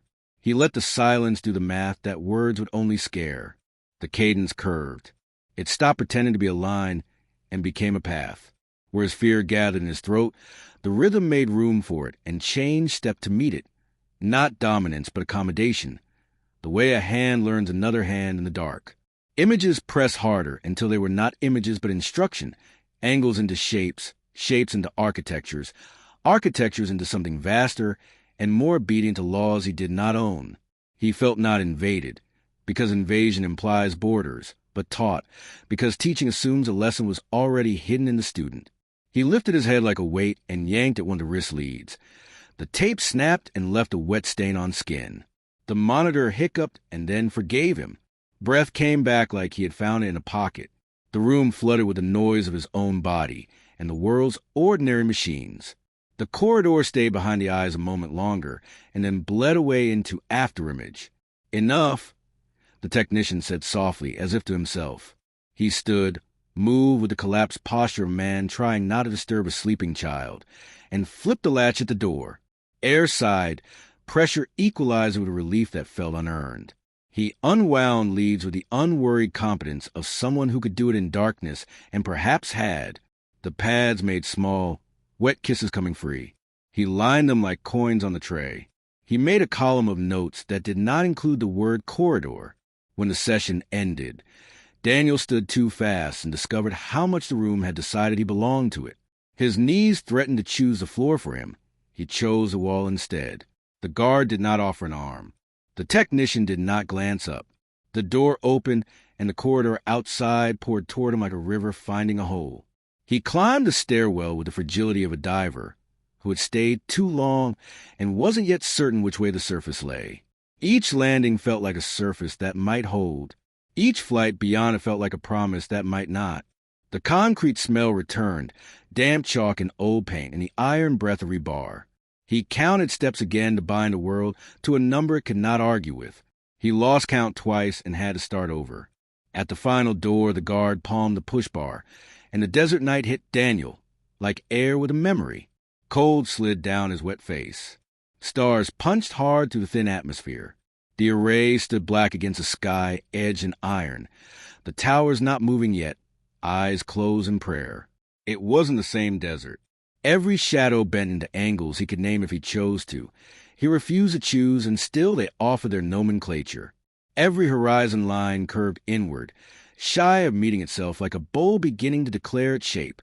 The gravel under his boots clicked in patterns that his heart wanted to count and keep. The lights around the blockhouse threw rectangles onto the sand that overlapped into lattices until the breath in his throat went tight with recognition. He started walking only to find the ground had been waiting for his step. It yielded a fraction, then handed him back not momentum but agreement. As he passed the nearest pylon, steel offered him the faintest kiss at a pitch he could not have claimed before today. He didn't lay a palm against it. He didn't need to. The contact was happening somewhere else. Behind his eyes. No. In the back of his skull, where the base of the brain understands the calculus of breath and balance. Words pulsed again, certain and patient, declining the courtesy of sound because they had improved upon it. You see. You follow. The second was not a suggestion. It was the next step and a proof. Daniel stood in the violet between day and night and felt his own pulse count time in a measure he had not set. He swallowed, and the axiom a notch into a larger machine, teeth fitting teeth. He told himself he would turn left toward the dorms. He told himself he would not look back at the stairwell door, or the guard who had already become part of the scenery, or the towers poised like instruments before a conductor lift a hand. He turned left. He did not look back. Far out over the basin, something low on the ground answered nothing at all, because nothing had asked it. It answered anyway. The gravel underfoot rearranged its memory of pressure and recorded his step. You see. You follow. The first time it happened, Daniel thought he had simply drifted off. The desert sun had a way of bleaching thought, and the endless numbers of his survey notes could lull even the most stubborn vigilance. He remembered shading his eyes with one hand, pencil scratching a figure about the western pylons, and then nothing. He blinked. The world had moved without him. The sun had dropped halfway across the sky. Shadows stretched long and sharp, the basin painted in gold and bruised violet. His watch read 1745. The last memory he possessed, crisp and certain, said it had been 1430. More than 3 hours vanished as cleanly as if they had never existed. No recollection of walking, no pause for rations, not even the ache of waiting. Just a smooth expanse of absence, like concrete poured and left to harden. He stared down at his notes. The page was filled. Neat rows of figures, lines sketched with his own hand. But none of them sparked recognition. They were foreign, though they bore his handwriting. Back at the dormitory, As men filed past in weary silence, Daniel tested his voice against a guard standing at the door. He forced casualness into his tone, like a man asking about the weather. "What time did we leave the basin today?" The guard's jaw flexed. His mirrored sunglasses reflected the corridor lights back at Daniel, a wall he couldn't breach. "Same as always, Mercer. You're tired." But Daniel caught it, the betraying slip. A single bead of sweat traced the guard's temple, sliding into his jawline. The night was cool, the desert air sharp with chill. There was no reason for sweat, unless the guard's body knew what his voice would never admit. The notebook betrayed him again. After mess, he opened it expecting to see the chaotic spirals and broken lattices that had haunted him before. What he found was worse. Not symbols this time. Sentences, written in his own script, each letter drawn with mechanical precision, straight as if a draftsman's ruler had guided him. Foundation anchors aligned. Signal channel widening. "Come below." Daniel's throat went dry. His pulse pounded in his ears. He stared at the last line until the words swam, blurring at the edges, as though the page itself glowed faintly from beneath. He pressed his thumb to the paper, half expecting to feel heat. Cold, only cold, but the words remained. He tried asking Whitaker outright the next day. They crossed paths by the motor pool, engines idling, the smell of oil and dust thick in the air. Whitaker's uniform was rumpled, his face gaunt, eyes ringed by sleepless nights. He clutched his clipboard so tightly it looked more like a weapon than a tool. Daniel stepped in front of him, blocking his path. "How long have you been losing time?" For the briefest moment, Whitaker froze. The clipboard slipped an inch before his hand caught it. His eyes met Daniel's, and in that instant the man's mask cracked. There was pity there, and fear. "You're lasting longer than most," Whitaker said softly. Daniel's breath caught. "Most what?" The silence stretched. The engines in the yard coughed and rumbled, filling the gap, but Whitaker didn't answer. He only turned, shoulder stiff, and began to walk away. Over his shoulder, his voice was low, almost tender. "Don't ask questions you already know the answers to." Daniel stood rooted, rage and dread coiling in equal measure. The desert wind caught the clipboard papers in Whitaker's hand, and for a moment Daniel thought he saw symbols scrawled in the margins before the man vanished behind a truck. That night, the pulses in his skull sharpened. No longer the dull background throb he had learned to endure. This was insistent, invasive, a hammering rhythm that bent thought until thought had no choice but to match it. It wasn't rhythm anymore. It was language. The words unfurled inside him with the weight of command. "Come below." Daniel bolted upright on his cot, chest heaving. Sweat slicked his skin, though the dormitory air was cold enough to bite.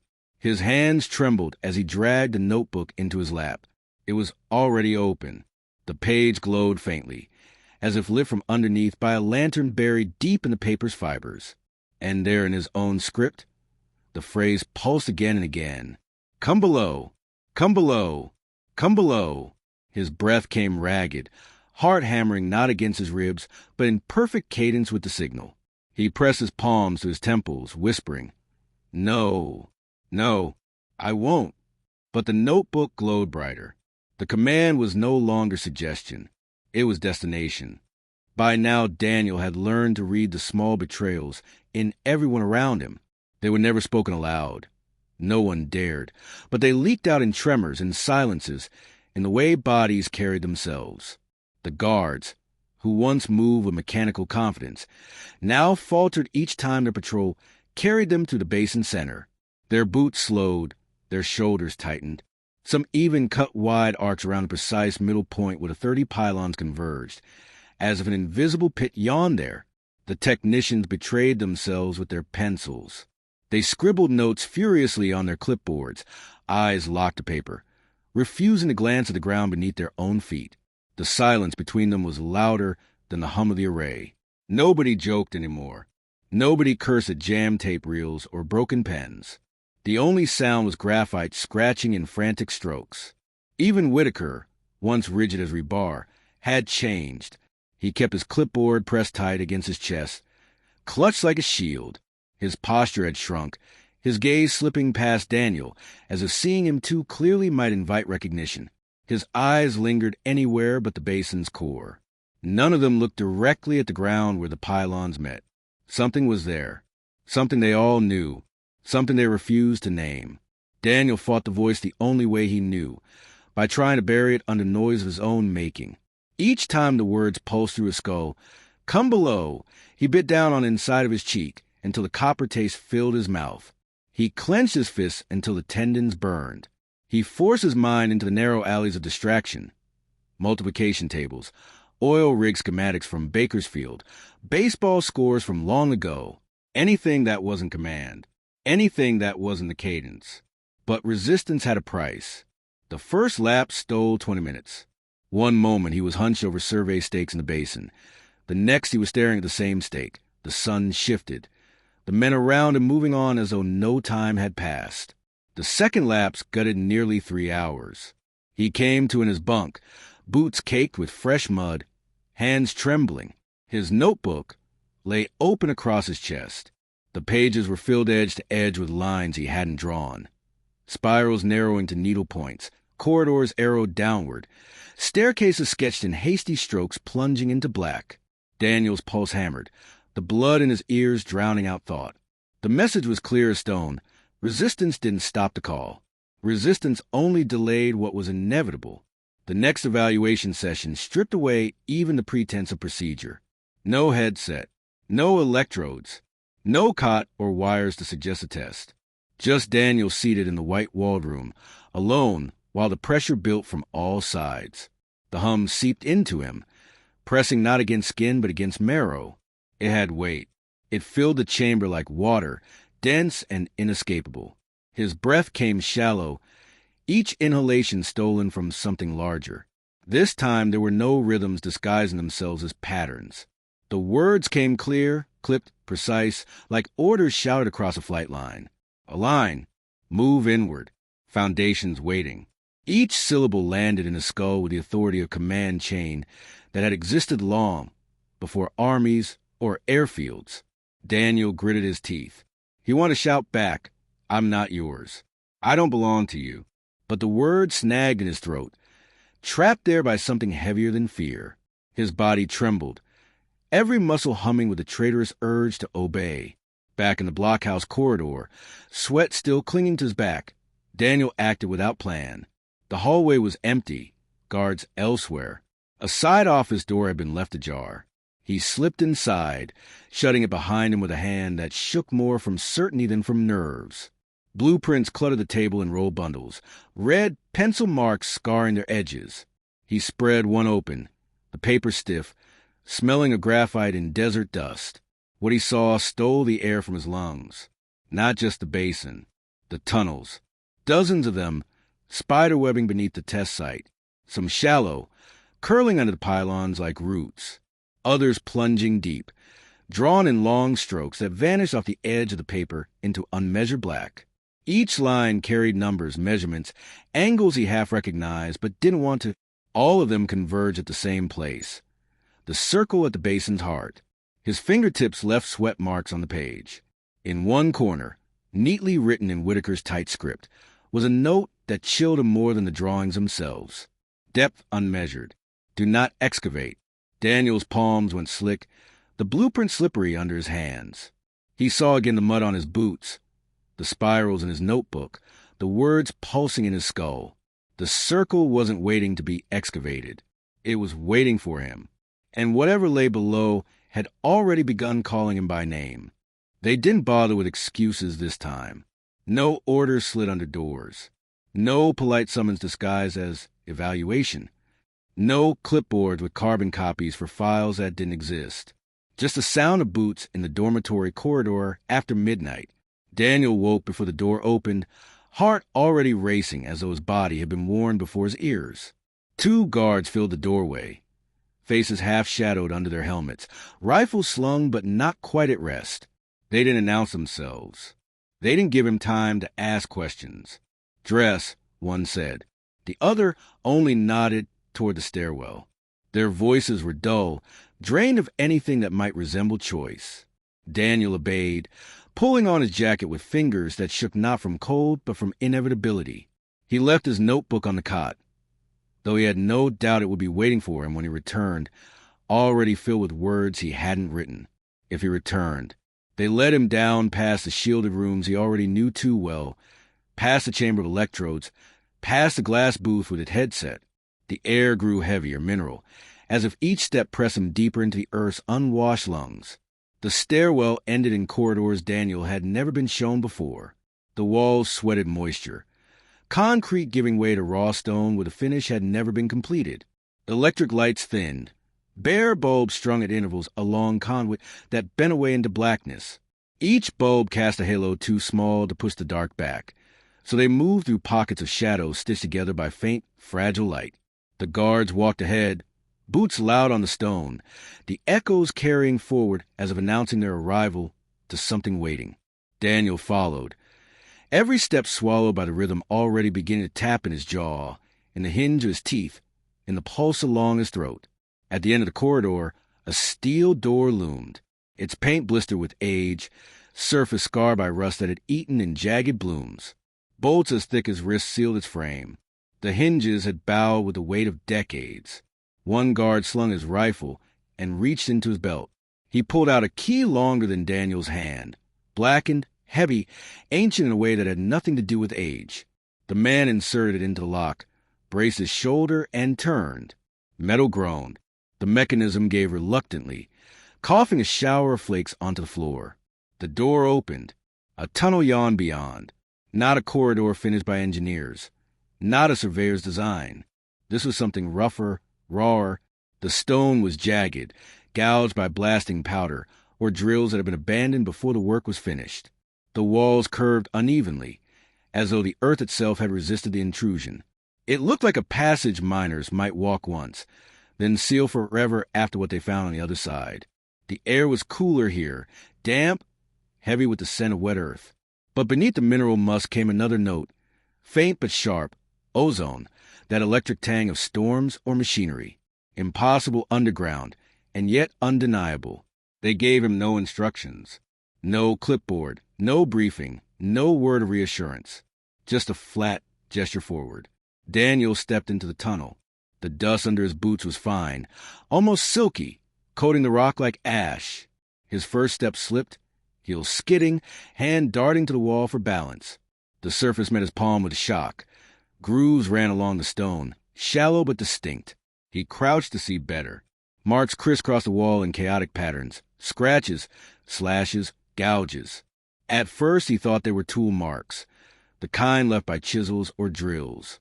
But as his eyes adjusted to the dim light, recognition froze him. They weren't tool marks. They were finger marks. Human hands had clawed at the stone, digging furrows into it. Some shallow, some deep, all erratic. Desperate, Daniel's breath stuttered. His hand recoiled as though burned. He wasn't the first to come this way. The further they walked, the stronger the rhythm grew. At first it was subtle, a throb in his ears like pressure change. Then it slid into his jaw, rattling his teeth. By the 5th yard it spread to his chest, tugging at his heartbeat, forcing his lungs to sync with its measure. By the 10th, he no longer knew if his pulse belonged to him at all, or the tunnel itself was dictating its pace. Each step dragged him deeper into alignment. The guard's boots scuffed behind him, but slower now, their pace faltering. They weren't leading anymore. They were falling back, step by step, until Daniel realized with a hollow certainty. They weren't escorting him. They were delivering him. Around a bend the tunnel dipped. The air changed, cooler still, heavier. Ahead in the darkness, faint seams of light leaked from fissures in the rock. Not lamplight, not reflection. A glow born from the stone itself. Blue-white, steady, as if the earth had been breathing radiance all along and was finally exhaling. The fissures pulsed faintly in rhythm, light swelling and ebbing like veins under skin. The cadence in Daniel's skull surged, filling every nerve, every thought. Closer. The word wasn't spoken but pressed into him, undeniable like gravity. His knees buckled. He stumbled, hands splaying against the wall to catch himself. The rock vibrated beneath his palm, alive, humming with the same pulse that throbbed in his veins. The guards hung back at the bend, rifles slack in their hands, faces pale in the otherworldly glow. Their eyes avoided him, avoided the fishers, as though they too had learned never to look directly at what waited below. Daniel moved forward alone. Each footfall was swallowed by the rhythm, not sound but intention, drawing him inward. He felt not like a man walking, but like a piece of machinery sliding into a design, gears turning exactly as they were meant to. The fissures widened. The glow intensified. The air grew electric, sharp on his tongue, heavy in his chest. Daniel knew, with the kind of certainty that leaves no room for denial. The call was no longer something distant. He had crossed the threshold. He was inside it now. The tunnel widened without warning, the rough stone walls giving way so abruptly that Daniel nearly stumbled forward into open air. He froze at the threshold, breath catching in his throat. What stretched before him could not have been carved, blasted, or reinforced by any crew of men. It was not a chamber born of geology, nor a cavity left by miners retreating in fear. It was a place with intent. The walls rose high, vanishing into a dome so vast that Daniel's flashlight beam failed to reach its apex. The curvature shimmered faintly, alive with the same blue-white luminescence that had bled from the fissures in the tunnel. But here, the glow was no accident of fracture or seepage. It was deliberate, flowing across surfaces in veins that bent, intersected, and spiraled with precision. At first, Daniel's mind clung to explanations he understood. Crystal formations, quartz catching hidden light, reflections layered by mineral planes. But the longer he stared, the less those excuses held. The surfaces weren't rough or jagged. They were worked. Every line was measured, every curve intentional. Geometry too smooth, too precise. He shifted his gaze from one seam to another, and his eyes ached, as though the patterns weren't meant for human sight. Shapes folded into themselves, then outward again, angles birthing curves, curves breaking back into angles. It was not decoration. It was language written in stone. This wasn't cave. It was architecture. The rhythm, always present, always patient, swelled as he entered the chamber. It was no longer a single beat pressing against his ribs.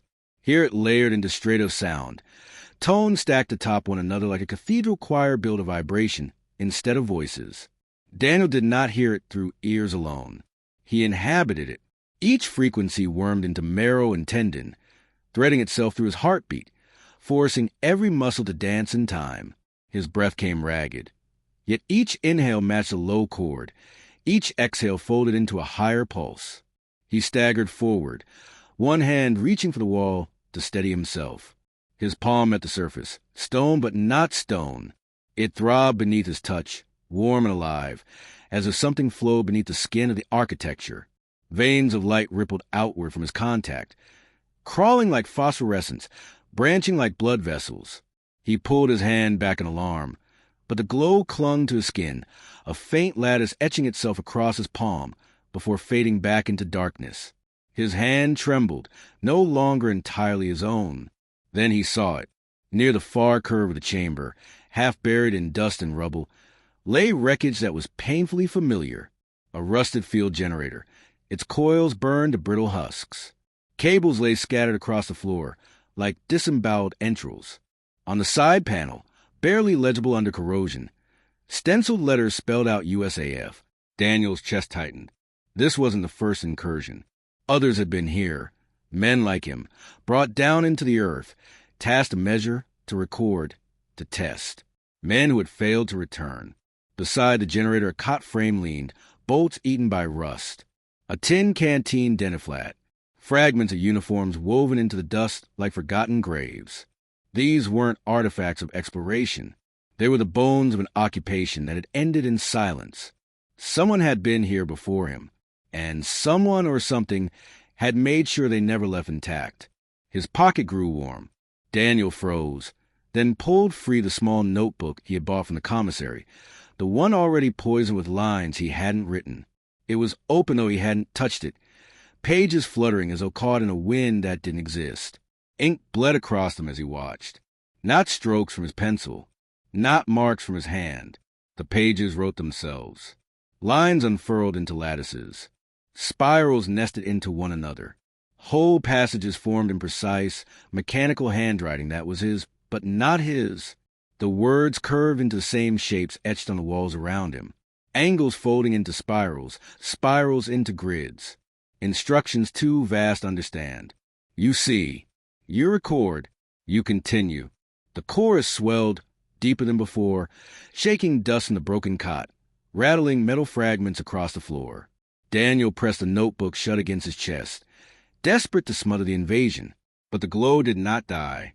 It seeped through the paper, through cloth, through skin, pulsing in rhythm with the chamber itself.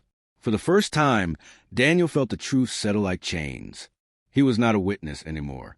He was not an intruder, not a surveyor, not even a man holding a notebook. He was a component, a piece being placed, a line where it belonged, a line in a design he had never consented to join. The chamber itself seemed to shiver, a resonance rippling to the curved walls like breath caught in stone lungs. Dust lifted from the floor in soft spirals, responding to vibrations too low for the ear, too deep for the air. Across the far wall a thin seam brightened, not suddenly but with the patience of something ancient. It spread outward, vertical then arched, until the shape of a doorway revealed itself. Not carved, not constructed. Revealed. The geometry was sharper than the dome around it, angles converging into curves that bent in ways no architect's hand could have drawn. The glow within spilled out in slow pulses, denser, richer, not merely light but presence, the impression of a heart beating in the marrow of the earth itself. Each pulse tugged at Daniel's chest as though his own body was being brought into rhythm with it. Behind him, the two guards stiffened, eyes wide in terror they didn't dare voice. One muttered a curse so low it broke against his teeth. The other shook his head again and again, violently, like a man refusing a nightmare that had stepped into daylight. "This is where it ends," the second whispered, voice quaking, rifle sagging in his trembling hands. "Nobody comes back from there. Nobody." Daniel turned, searching their faces for courage, for even the faintest spark of shared recognition. But their gazes were nailed to the floor, refusing the sight of the archway. They would go no further. Their duty had delivered him to the threshold, but their fear chained them at the edge. They were escorts, not companions. And they knew it. He stepped closer, drawn by something beyond choice. The glow brightened as he approached, swelling in rhythm with his footsteps. For every yard he advanced, the pulses quickened, as if the very lattice of the chamber acknowledged his presence, recognized him, waited for him. When he raised a hand toward the arch, the light rippled outward in concentric waves, like water disturbed by a stone. The structure wasn't inert. It was responsive, alive in ways he could not name. Heat built against his ribs. Daniel clutched at his pocket and felt the notebook trembling like a living thing. The leather was warm, then hot, as though words were being burned into its pages from the inside out. He didn't need to open it to know what was being written. He felt the strokes, one by one, pressed into his skin through cloth and paper alike. Enter. Become. The message wasn't suggestion. It was command. The cadence was no longer only around him, thrumming through walls and floor. It was inside him, in blood and nerve and breath. His muscles twitched in time with the rhythm. His bones ached to move forward. Even fear, the last true anchor of his humanity, felt thin, weightless, unable to counter the gravity of the call. He glanced back one final time. The guard stood rooted at the chamber's edge, pale as chalk, lips taut with prayers too faint to matter. One had crossed himself, hand trembling violently against his chest. The other simply shook his head again, eyes wet, as if mourning Daniel before the step was even taken. No rescue waited behind him. No audience will remain to testify. The choice, if it was choice, was his alone. Daniel faced the arch once more. The blue-white radiance poured over him in surging waves, stripping him of shadow, stripping him of doubt. In its glow his outline blurred. The edges of his body softened until he could barely feel where flesh ended and light began. He drew in a breath that seemed to hollow him out, a breath that carried the taste of ozone and stone and inevitability. It filled him with something that was not air, but alignment. His exhale came slow, shaking, and it felt like surrender. With the notebook burning against his heart, the cadence hammering through his skull, and the unseen geometry waiting to close around him like jaws, Daniel lifted one foot and crossed the threshold, and the chamber behind him collapsed into silence. The arch swallowed him whole. For a moment Daniel thought he had simply crossed a threshold into another chamber, but the instant his body passed the curve, the air itself changed. It was denser here, thick as water though it carried no moisture. It pressed against his skin in invisible sheets, humming through his teeth, crawling down into the marrow of his bones. Every breath felt filtered, sifted, as if the atmosphere itself were examining him molecule by molecule. His chest ached under the weight of it. This was no tunnel. The space did not belong to rock or concrete, or any material that obeyed human logic. The walls rose around him, not rough, not solid, not even still. They rippled faintly, surfaces trembling like liquid trapped in stasis. Veins of blue-white light coursed through them, branching into angles that dissolved before his eyes, only to recombine into fresh geometries. Shapes he couldn't hold in memory, as if they refused to be contained by human sight. Daniel reached out, driven by equal parts fear and compulsion.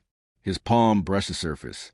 It yielded, not soft, not hard, something elastic, alive, quivering beneath his touch. Then, with a whip-like snap, it recoiled. His hand tingled violently, skin buzzing as if the wall had not simply touched him but tasted him. The sensation did not fade. It lingered in his nerves, in his pulse. A recognition. He walked, or at least he thought he did.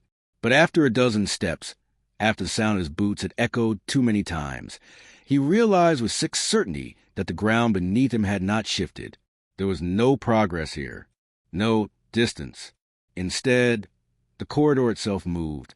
The walls flexed and folded, rippling like muscle. Geometry warped, reconfiguring in slow, deliberate pulses. Each new arrangement placed him at its center, as if he were not walking into the passage but being carried, conveyed, transported by its will. The notebook in his pocket vibrated with a life of its own. Pages rattled like insect wings, fluttering though his hands never touched them. Heat radiated outward, searing against his ribs, until he swore the words were etching themselves through flesh and bone. A metallic clang startled him. He turned sharply, heart-hammering. Half buried in the shifting wall was a flashlight. Its casing was warped, lens cracked like glass boiled under pressure. Dust mottled the surface, but he recognized the type, standard Air Force issue. Beside it clung a ragged scrap of fabric, caught like seaweed in the ripples of light. USAF blue, faded to a sickly gray, edges charred. He tugged it free, desperate for proof, for something solid and real. The wall resisted, then shivered like a living skin. With a slow, hungry pull, it drew the fabric in. Daniel staggered back as the scrap vanished, swallowed whole. The flashlight followed, sinking inch by inch until nothing remained. Others had been here, and the structure had consumed them. The rhythm grew louder, not from outside, not from below, but everywhere at once, collapsing the fragile distance between thought and command. It no longer pressed like a drumbeat beyond his skull. It coiled inward. It spoke as if from his own throat. You are part. You are function. Daniel pressed both hands hard to his ears until his arms shook, until the bones ached under pressure. But the words lived deeper than flesh, beneath bone, vibrating directly in his blood. And then his lips moved, not by choice, not by command he recognized, but by inevitability. I am part, he whispered. I am function. The words belonged to him only in sound. Their origin was elsewhere. His pulse aligned perfectly with the cadence. Each contraction of his heart struck in perfect synchrony with the rhythm vibrating through the walls, through the floor, through the notebook that burned against his chest. For a terrifying instant he realized he no longer possessed an individual heartbeat. The organ in his chest was not pumping for him anymore. It was pumping for the rhythm. He staggered forward, knees weak, boots dragging against a strange floor. Yet even then he couldn't tell if the decision to move belonged to him, or the corridor itself was moving him, conveyor-like, deeper into a design that had been waiting long before his first step. He no longer knew where Daniel Mercer ended and where the structure began. The passage released him not into a corridor, not into a chamber, but into a space that had no right to exist beneath the Nevada desert or beneath any earth at all. Daniel staggered forward and stopped dead, chest heaving, because the human mind was not designed to absorb dimensions like these without breaking. His body wanted to call it a room. His senses insisted on calling it a cavern, but both words collapsed like paper models against the enormity of what stood before him. It was not a room. It was not a cavern. It was a cosmos. Vast trusses of living light arched outward into the dark, spanning horizons that had no horizon. They crisscrossed like bridges without anchors, each one suspended on nothing, held aloft by geometry alone. Structures rose and fell in impossible configurations, rib cages of radiant bone, arcs veined with currents that pulse like blood, spirals that wound inward forever, their skins tiled with tessellations that shifted with each glance. Angles became curves, curves flattened into planes that folded into new angles, a constant churning of design that mocked Euclid, mocked human comprehension. The lattice pulsed. Not subtly, not faintly, it thundered through existence itself. The same cadence that had haunted his veins for weeks now resounded magnified, so resonant that his teeth buzzed and his vision trembled at its edges. The chamber breathed, not with air, not with lungs, but with rhythm, an endless inhalation and exhalation of pure signal. Every beat said the same truth. You are inside us. You are part of us. Daniel stepped forward, testing the void. His boots struck something solid, though no floor met his eyes. Each step landed with terrifying confidence, as though geometry itself shaped itself beneath him only when needed.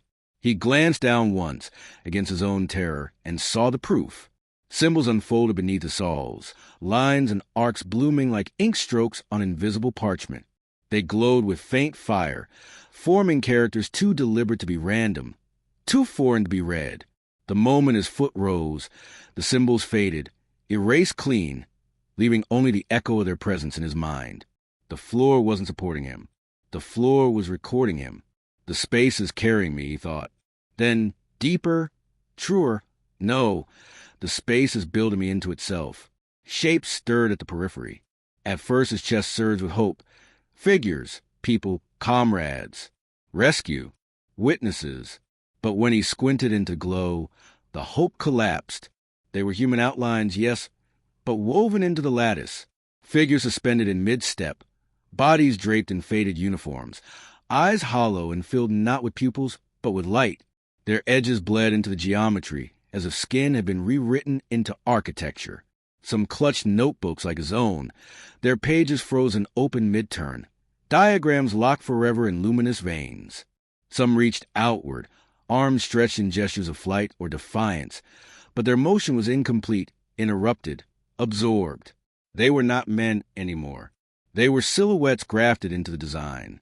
One hung close enough that Daniel saw the stitching on its collar. A USAF patch flickered faintly, the thread unraveling as though time itself had been rewritten. The figure's head turned with agonizing slowness, a puppet moved by strings not its own. Its mouth opened. No voice escaped. No breath, only the cadence. You are part. You are function.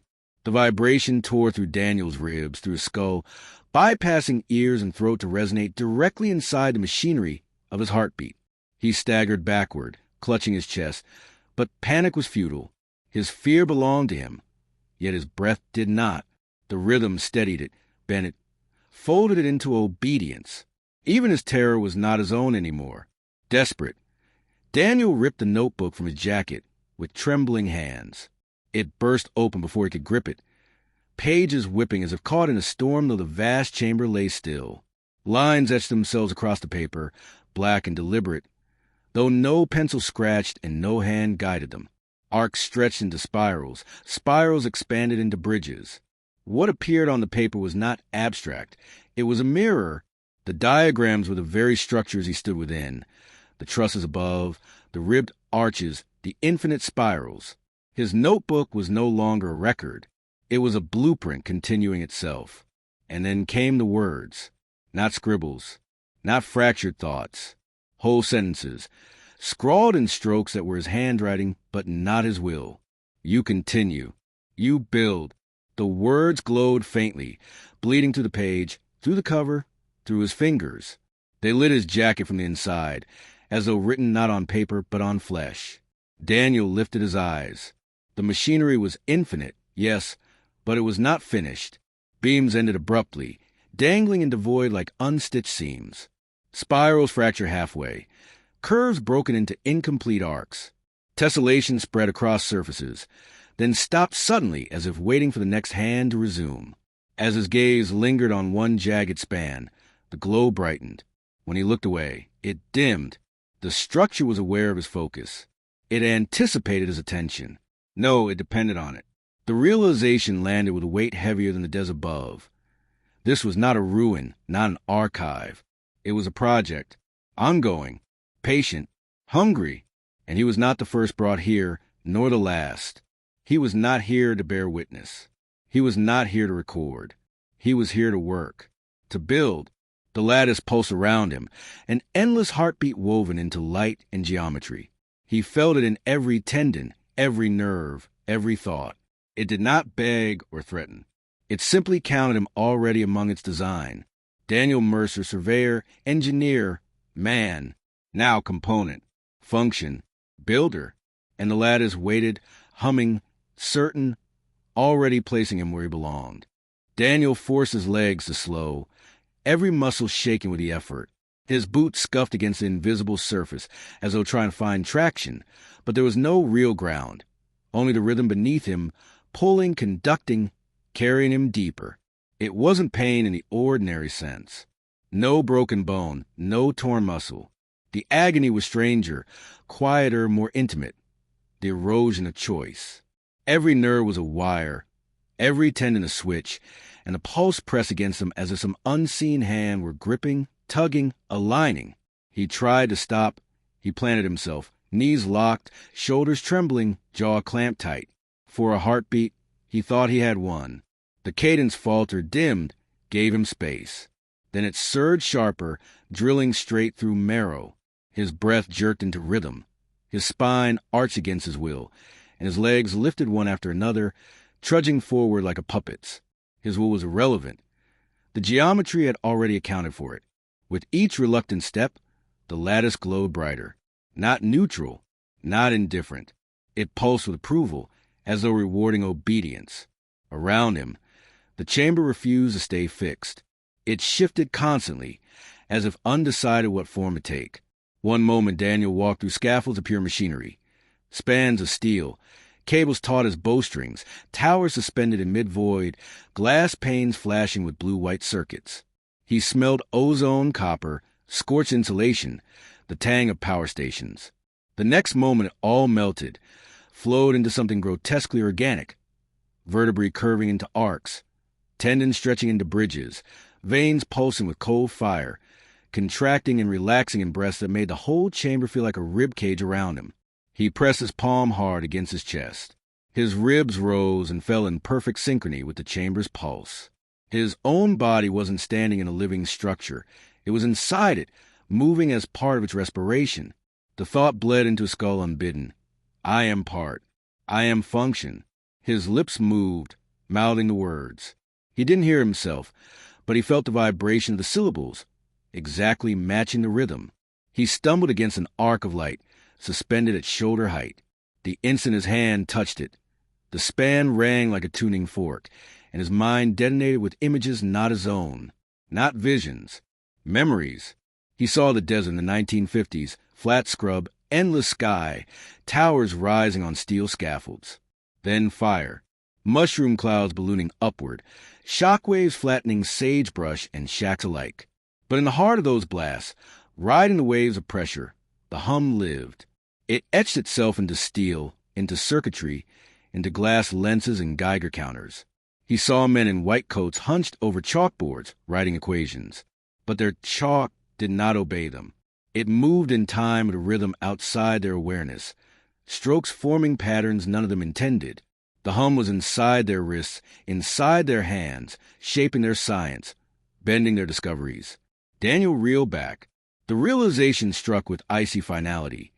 The signal had not arrived after mankind built machines. It had been present all along, bending human ambition, luring them toward designs that unknowingly copied its geometry. The chamber wasn't alien in the way he'd been led to believe. It wasn't some visitor from the stars. It was worse. It was hybrid. It had been seeded into humanity's progress decades earlier.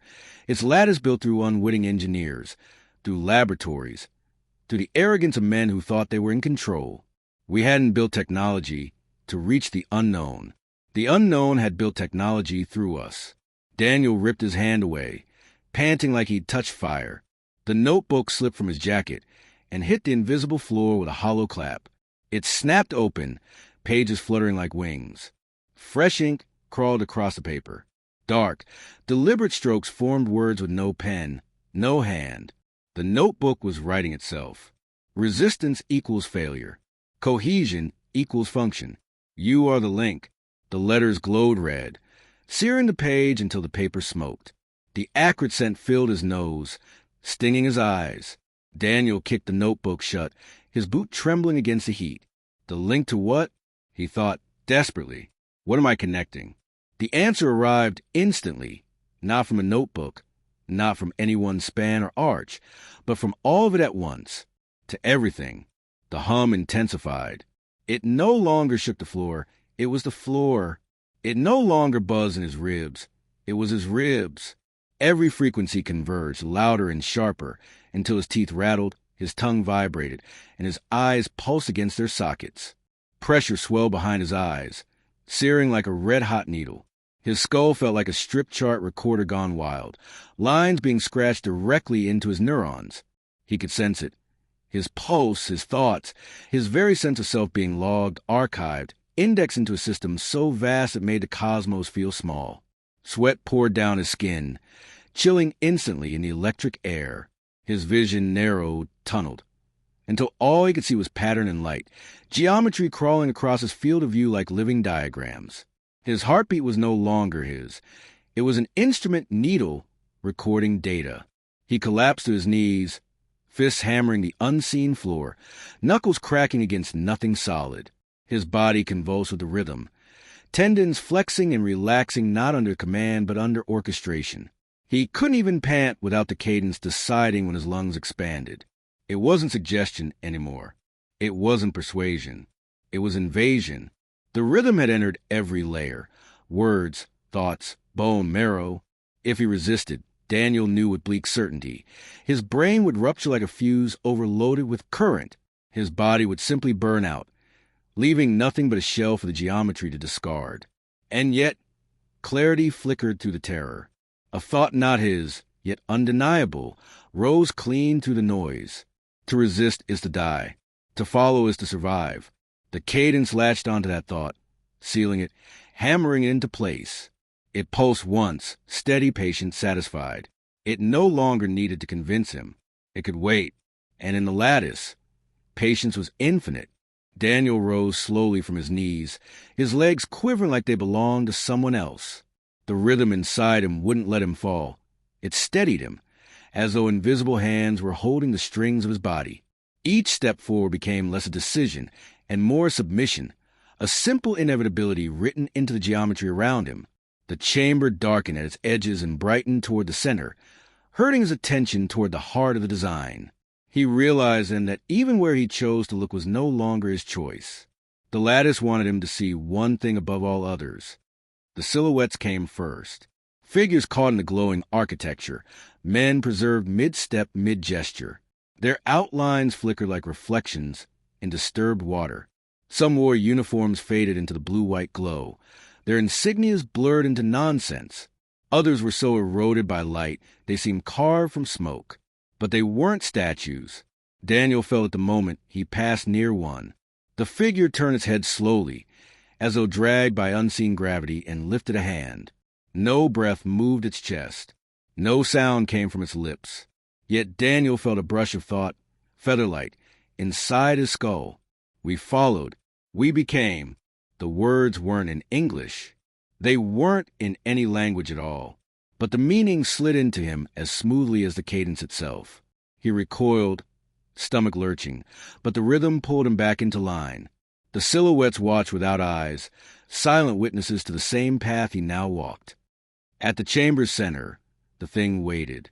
A construct, impossibly vast, hovering above the unseen floor, a sphere woven from countless spirals of light, each thread curved and recurved, folding into itself, spinning so slowly it seemed eternal. It was not still. It breathed. The sphere pulsed in time with a cadence, like the beating of a colossal heart, and within its coils drifted debris, familiar shapes, familiar ghosts. A broken radio, its knobs melted by heat, a dented helmet, chin strap dangling, fragments of uniforms, insignias blurred by corrosion but unmistakably military, all swallowed, all suspended, all preserved inside the living geometry. This was the machine's memory, its archive, every piece it had consumed and woven into itself. Daniel felt his chest tighten as the notebook in his pocket jerked violently, as if dragged toward the sphere by magnetism. He tore it free, but the pages ripped open on their own. Ink slashed across the paper, violent, automatic, scoring diagrams of the sphere in flawless detail. The pen's strokes were too fast for his eyes to follow, filling both sides of every sheet with spirals and equations. At the top of one page, letters burned into existence, glowing to the paper like hot metal. You are the link. The words pulsed in rhythm, searing themselves deeper each time the cadence struck. Daniel dropped the notebook, but the message didn't fade. It vibrated inside him. The cadence shifted again, no longer separate from him, no longer even a voice. It was him. His own throat vibrated, speaking words he hadn't formed. A chorus echoed from his chest. Layered voices, male and female, young and old, threading through him as if countless throats had merged into one. You connect. You continue. You complete. Daniel's knees buckled again. He pressed both hands to his skull, desperate to shut it out, but the words poured from his mouth anyway, spilling into the air, shaking the chamber. The great sphere brightened, every coil glowing white-blue. The suspended silhouettes stirred faintly, their outlines twitching, as though sensing the current flow again. And Daniel understood with sick, perfect clarity. He hadn't been dragged here as a prisoner. He hadn't even been chosen as a witness. He had been shaped, calibrated, tuned. He was a missing wire in a circuit too vast to comprehend, a connection waiting to be closed. And the machine, patient, eternal, was ready at last to complete itself. The brilliance rose in layers until the chamber itself ceased to exist. The arches, the spans, the silhouettes, all fell away into a single blinding ocean of white-blue light. Daniel squinted, but even that reflex was meaningless now. His eyelids glowed, his vision saturated. He could no longer separate himself from what he saw. He lifted his hand and gasped. His flesh wavered like heat haze, bones shining faintly inside as if made of glass. The edges of his skin blurred into thin threads of light. Each finger seemed to unravel, not falling apart, but unwinding into the same geometry that filled the void around him. His chest heaved. The rhythm seized it, turned breath into pattern. Inhale, curve. Exhale, line. His heartbeat joined the cadence fully, each contraction transforming into a pulse of the lattice. He was no longer carrying the rhythm was using him. The great sphere at the chamber's heart expanded like a lung. Threads of its spirals loosened, uncoiling in patient arcs. They drifted toward him, not in haste, but with a tidal inevitability, like waves that had been rolling since the beginning of time. One brushed his shoulder. He expected weight, pressure, heat. Instead it was soft, incorporeal, like being touched by memory. The filament slid through him without resistance, leaving behind a faint glow in its wake. Another thread curved into his chest, then his skull, each contact erasing more of the line between body and structure. Daniel tried to recoil, but the motion was meaningless. His muscles responded, yet they had no leverage. The air itself belonged to the lattice, and his limbs were just filaments waiting to be drawn into place. The notebook slipped from his pocket as though plucked by unseen fingers. It hovered in the glow, covers flapping open, pages whipped free one by one, not fluttering but flying in deliberate arcs toward the sphere. Each sheet ignited as it touched the spirals, burning not with flame but with pattern, transforming into living symbols before dissolving inside the weave. He reached out, desperate, but his hand passed straight through the floating pages, as if they no longer belonged to matter. His testimony, his secret hours, his terror, his proof, was no longer his. It had been claimed, archived, absorbed into the machine's design. The book was gone. He had no record left, except himself. The chorus struck, so loud it was no longer heard, but inhabited. No prisoner, no witness. Part, link, function. His jaw open against his will. The words spilled out, but they weren't spoken. They resonated, vibrating the chamber and his chest in unison.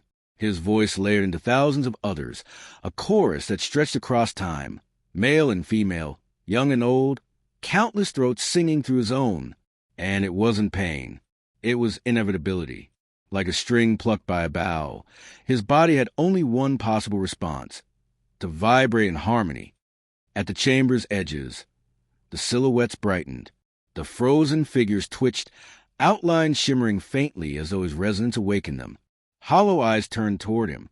One raised its hand a fraction, a gesture of recognition or surrender. He thought, in one fleeting heartbeat, that he saw relief. The sphere pulsed once, colossal and steady. The cadence held, no faster, no slower. And in that steady rhythm, Daniel felt the last fragile line of self-snap. The body, the man, the witness, gone. All that remained was lattice, geometry, rhythm. He was no longer Daniel Mercer. He was link, function, continuation. He was a machine, and the machine was complete. The morning after Daniel vanished, the dormitory was scrubbed clean of him. His bunk was stripped of bare sheets. His locker hung open and empty. His boots gone. Even the name card tacked above the foot of the bed had been peeled away. By breakfast, the men were already whispering, but only in the spaces between guards, only when utensils clattered loud enough to cover their voices. "Where's Mercer?" one asked. "Transferred," another muttered. "To where?" The silence that followed was heavier than any answer. By noon, even the whispers died. A new recruit's name appeared on the roster outside the mess hall. Fresh letters in chalk where Mercer, D, had been scratched away. It was as if he had never existed. But Whitaker knew better. That afternoon, the blockhouse air grew stale as two men arrived in a black sedan. They were not officers, no ribbons, no insignia. Their suits were the same wash gray, their ties the same muted stripe. They walked with the patience of men who had no need to explain themselves. Whitaker stood at the control table, clipboard clutched so hard his knuckles whitened. He had been expecting this visit, dreading it. The taller man carried a folder under his arm, thin as if it held nothing. But Whitaker's stomach dropped at the red stamp across its cover. Medical Review. They sat across from him, letting the silence thicken. The hum of the air conditioner sounded like the cadence itself, steady and suffocating. Finally, the older of the two men leaned forward, voice smooth as polished stone. Your subject lasted longer than projected. The word cut like a blade. Subject. Whitaker forced his throat to work. He wasn't a subject. He was... The younger man's eyes flicked up. They were sharp, colorless, and carried the finality of a firing squad. He was what we required him to be. Whitaker shut his mouth. The older man opened the folder with slow, deliberate care. Inside were charts. Pulse tracings, brainwave spikes, strip charts where the pens had slashed black scars across the page. Photographs of the shielded chamber. A page from Daniel's notebook copied and inserted as evidence. And at the top of every page, stamped in red block letters, subject in resonance. Whitaker felt his chest tighten. The clinical detachment of the phrase made him sick. Daniel's name was a footnote now, his humanity reduced to 3 sterile words. He's not coming back, is he? The question left his mouth before he could stop it. The older man's hands closed the folder with the reverence of a priest shutting scripture. His voice was calm, assured. Back is not the point. He is incorporated. That is what matters. Whitaker's grip on the table edge left crescents in the wood. His voice rose despite himself. And when it happens to the rest of us... For the first time, the two men exchanged a glance. Not surprise, not disapproval, just calculation, as if they were measuring how much truth he was capable of hearing. The younger man spoke, words clipped and cold. When a machine calls, none of us will be exempt. Some will last longer. Some will vanish quickly. But all will serve. The words hung heavy in the room. Whitaker thought of the silhouettes Daniel had described, the outlines of men woven into the lattice. He thought of the missing technicians, the guards who never returned, the names erased from rosters as neatly as Mercer's had been. All of them had been subjects in resonance. All of them had been folded into the machine. And as the folder snapped shut with a sound like a gunshot, Whitaker understood the truth he had been avoiding. There were no survivors here, no witnesses, no prisoners, only functions. And he, like all the others, was already waiting his turn. Night fell sharp and absolute over Groom Lake, a darkness that swallowed the desert whole. But the array did not rest. 30 towers stirred in unison, as though commanded by something deeper than electricity or mechanics. Their dishes pivoted inward, aligning to form a geometry no engineer had ever intended, blind eyes now gazing not at the stars, but at one another. The hum rose. It was no longer a sound but pressure, rolling across the sand like invisible surf, rattling dormitory windows, shaking dust from rafters, threading itself through marrow and sinew. Men in their bunks tossed restlessly, caught in dreams that were not theirs. In his office, Whitaker stood at the window, palms flat against the glass. His reflection stared back, hollow-eyed, edges trembling as though eaten by light. The words of men in suits would not leave him. None will be exempt, all will serve. He told himself Daniel Mercer was gone, erased. He told himself it had ended in the tunnels. But the hum was stronger now, and some part of him already knew. It had only just begun. At first it was only a shimmer at the basin center, a disturbance like heat rising from asphalt. Whitaker squinted, heart stuttering. The shimmer thickened. Threads of white-blue weaving into the suggestion of form. A torso, shoulders, arms. A figure, rising from nothing, built out of the same lattice that swallowed men whole. Whitaker's breath fogged the glass. His clipboard slipped from his hand, hitting the floor with a hollow clatter. He whispered without meaning to, No, it can't." The light knitted tighter. The figure became clearer, walking forward though it had no ground beneath it. Geometry spun in its chest like a heart made of infinite machinery. Lines radiated outward from its limbs, connecting it to every dish, every tower. And then Whitaker saw the face. For an instant it was Daniel Mercer, recognizable, human, eyes wide with something like wonder. Then it flickered, stretched, dissolved into angles before coalescing again. Mercer's mouth moved, but no human sound followed. Only the cadence, amplified into words. Conductor aligned. Circuit complete. The hum surged. The entire blockhouse vibrated. Clipboard rattling across the floor, window panes trembling in their frames. Whitaker staggered back, clutching the desk for balance, his stomach twisting. He had told himself Mercer had been taken. But now he saw the truth with the cold clarity of revelation. Mercer had not been erased. He had been rewritten, remade into the thing the machine had needed all along. Not subject, not victim, conductor. The figure in the basin raised its arms. Every tower responded instantly, tilting, angling, feeding their collective beams into its body. Light crackled in arcs between the pylons, weaving through the figure's chest and out into the sky. The array was no longer listening, no longer searching.